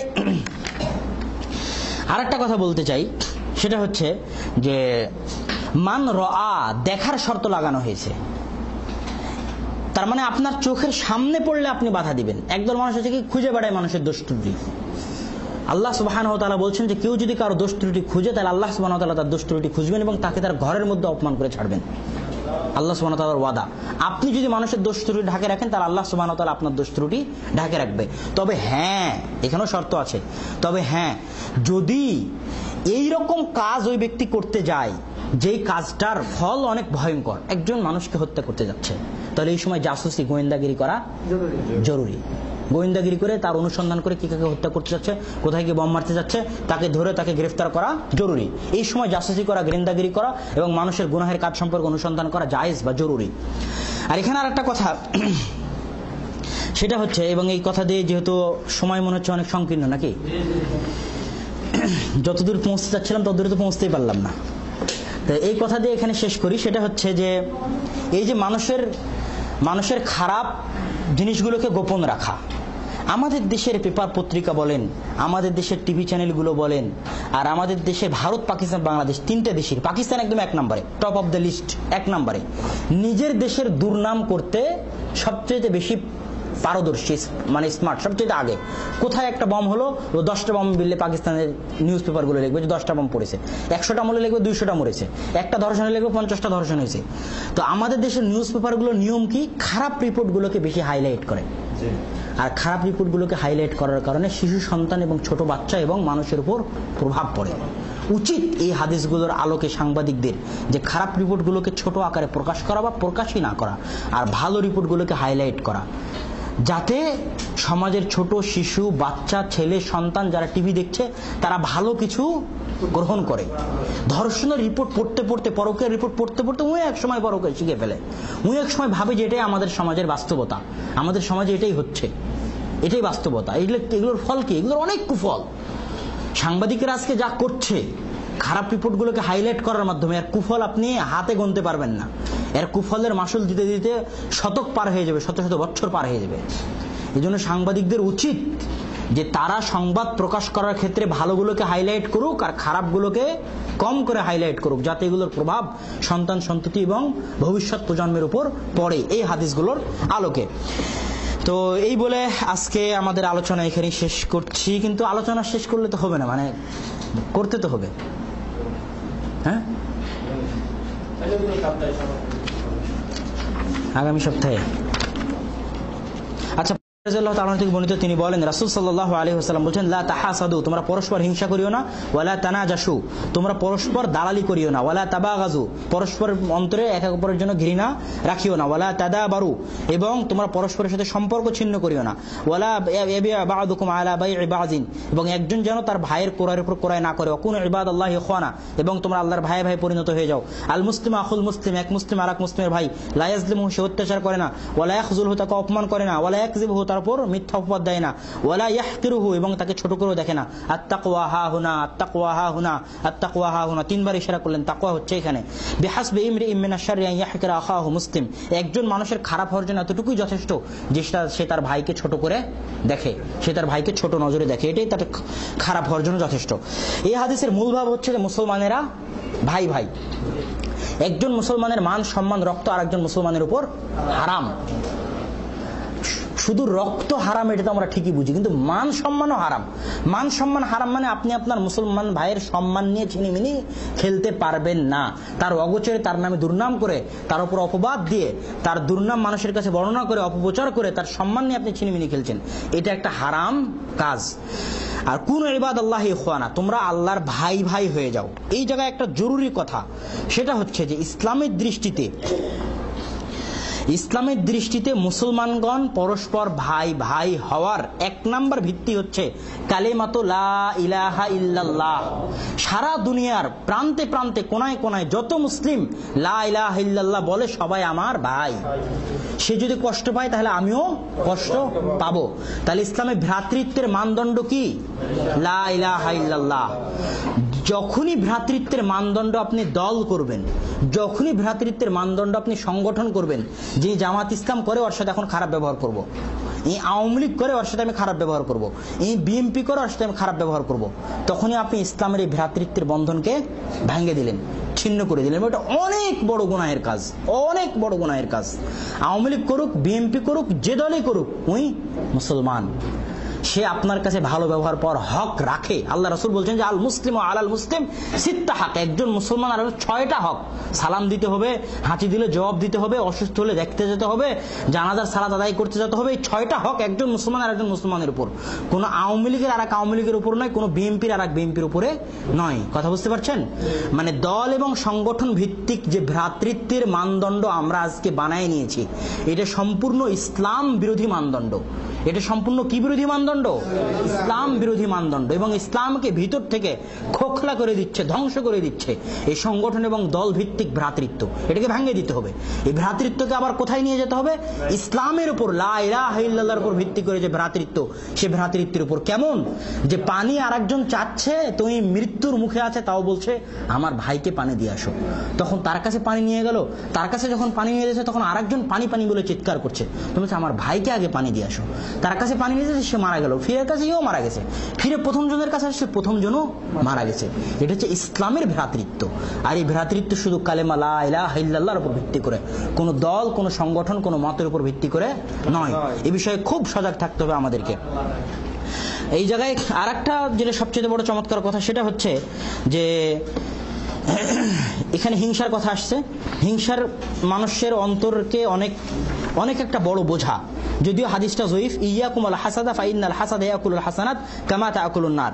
তোমরা হিংসা থেকে বেঁচে থাকো, কারণ হিংসা মানুষের আমলকে ওইভাবে খেয়ে নেয় যেইভাবে আগুন কাঠকে খেয়ে নেয়। হিংসা দুটো বিষয় করা যায়। সেটা হচ্ছে যদি কারো আল্লাহ সুবহানাহু ওয়া তাআলা ধন সম্পত্তি দেয়, তাহলে আপনি আল্লাহ সুবহানাহু ওয়া তাআলার নিকট চাইলেন যে আল্লাহ আমার এরকম ধন সম্পত্তি হোক যাতে আমিও আল্লাহর রাস্তায় ব্যয় করতে পারি। কাউকে আল্লাহ ইলম দিয়েছে, আপনি আল্লাহর কাছে চাইলেন যে আল্লাহ আমাকে ইলম দাও, আমি যাতে এরকম ইলম দ্বারা মানুষকে উপকার পৌঁছাতে পারি। এটাকে হিংসা বলে না, এটাকে কি বলা হয় বলেন তো? গিবতা। এটাকে কি বলা হয়? গিবতা। মানে আরেকজনের কাছে যেটা আছে ওটা ওর কাছে থাক, কিন্তু আল্লাহ ওটা আমাকেও দিক। আর হিংসা হচ্ছে ওর কাছে যেটা আছে ওটা ধ্বংস হয়ে যাক, এটা হচ্ছে হিংসা। এই হিংসা অনেক বড় গুনাহ এবং আপনাকে শান্তিতে থাকতে দিবে না, শান্তিতে আপনাকে ঘুম পাড়তে দিবে না। একজন মুসলমানের বিক্রির উপর আরেকজন মুসলমানের বিক্রি করিও না, আর একটা হচ্ছে দালালি করিও না। দুটো প্রায় কাছাকাছি। এই যে মোবাইলটা আমি কিনতে গেছি, কিনতে যাওয়ার পর দাম বললো কত, তো 5,000 টাকা। তখন দালাল রাখা আছে, দালাল রাখা এসে বলছে যে, তখন ওই বলছে যে, এসে বলছে এই মোবাইলটা আমি 6,000 টাকাতে কিনবো, বা এর সাথে ক্রেতা বিক্রেতার দাম দর হচ্ছে, যে কিনবে সে বলছে ভাই 3,000 টাকায় দেওয়া যায় না। বিক্রেতা দাম বলেছে 5,000, আর যে কিনবে সে বলছে 3,000 টাকা দেওয়া যায় না। তখন মাঝখানে দালাল বলছে ভাই আমি 4,000 টাকা নিবো, আমাকে 4,000 টাকা দিন। তখন দাম 1 সেকেন্ডে 1,000 টাকা বেড়ে গেল। তখনই মনে করছে যে বাস্তবে মনে হয় জিনিসটার দাম মনে হয় 5,000 বা 4,000। তখন দেখা যাচ্ছে 4,500 জিনিসটা কিনে নিয়ে চলে গেল দালালির কারণে। তো এটা একটা দালালি, সে ইচ্ছাকৃতভাবে ভাড়া করে দালালি করছে, বিক্রেতার সাথে তার চুক্তি আছে, এটা হারাম ব্যবসা এবং এর অর্থ উপার্জন এটাও হারাম।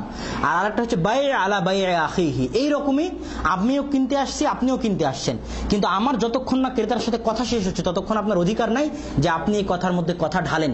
জিনিসটা যতই সুন্দর হোক, যতই আপনার কাছে প্রিয় হোক, যতই একটা পিচই থাকুক, আখেরি লাস্ট পিচ, আপনি লাস্ট পিচ আছে, আপনি ক্রেতার কাছ থেকে কিনতে গেছেন।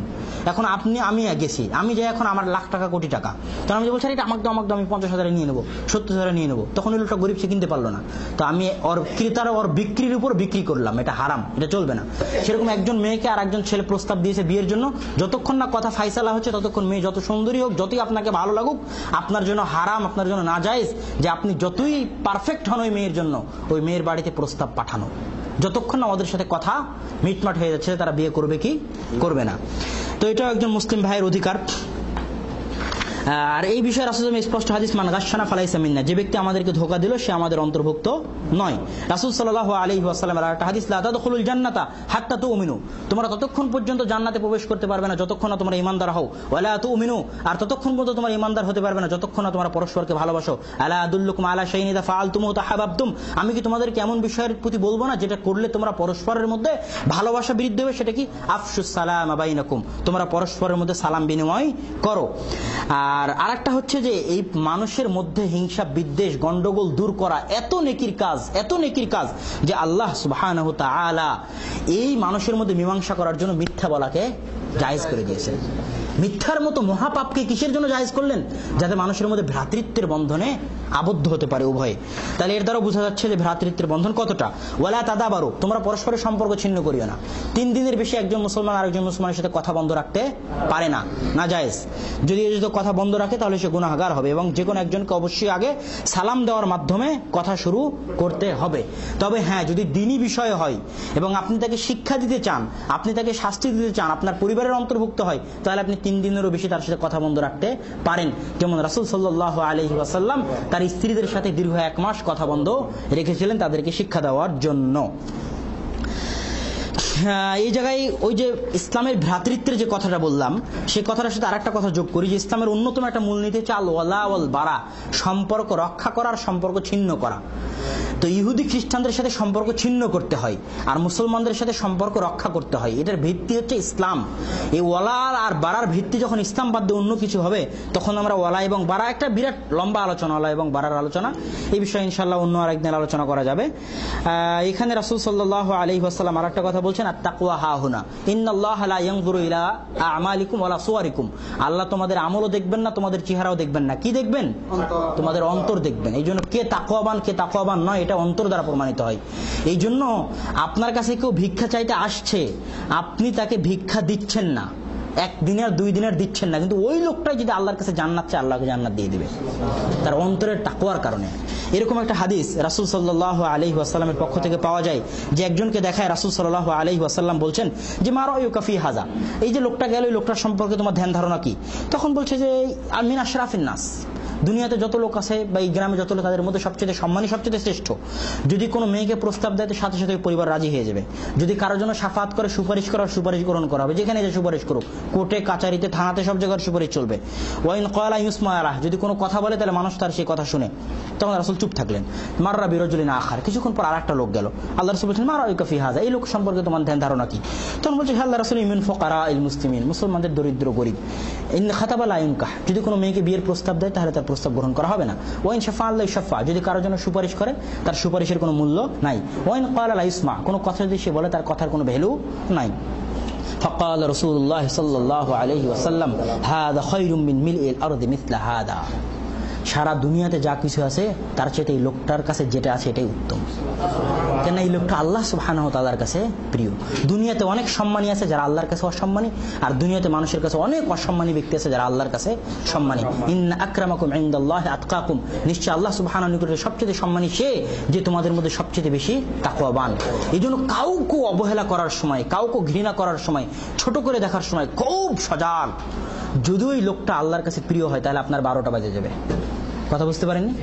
কেন? আল্লাহ তখন আপনার শত্রু পরিণত হয়ে যাবে। এই জন্য কাউকে ছোট করে দেখতে নেই। হতে পারে আল্লাহর কাছে সে অনেক প্রিয় বান্দা। এই বিষয়ে ইনশাআল্লাহ আমরা আগামী দার্সে আরো কিছু আলোচনা করার চেষ্টা করব। এই বলে আজকে আলোচনা শেষ করছি। আল্লাহ সুবহানাহু ওয়া তাআলা আমাদের পরস্পরের ভ্রাতৃত্বকে বাড়ায় দিন।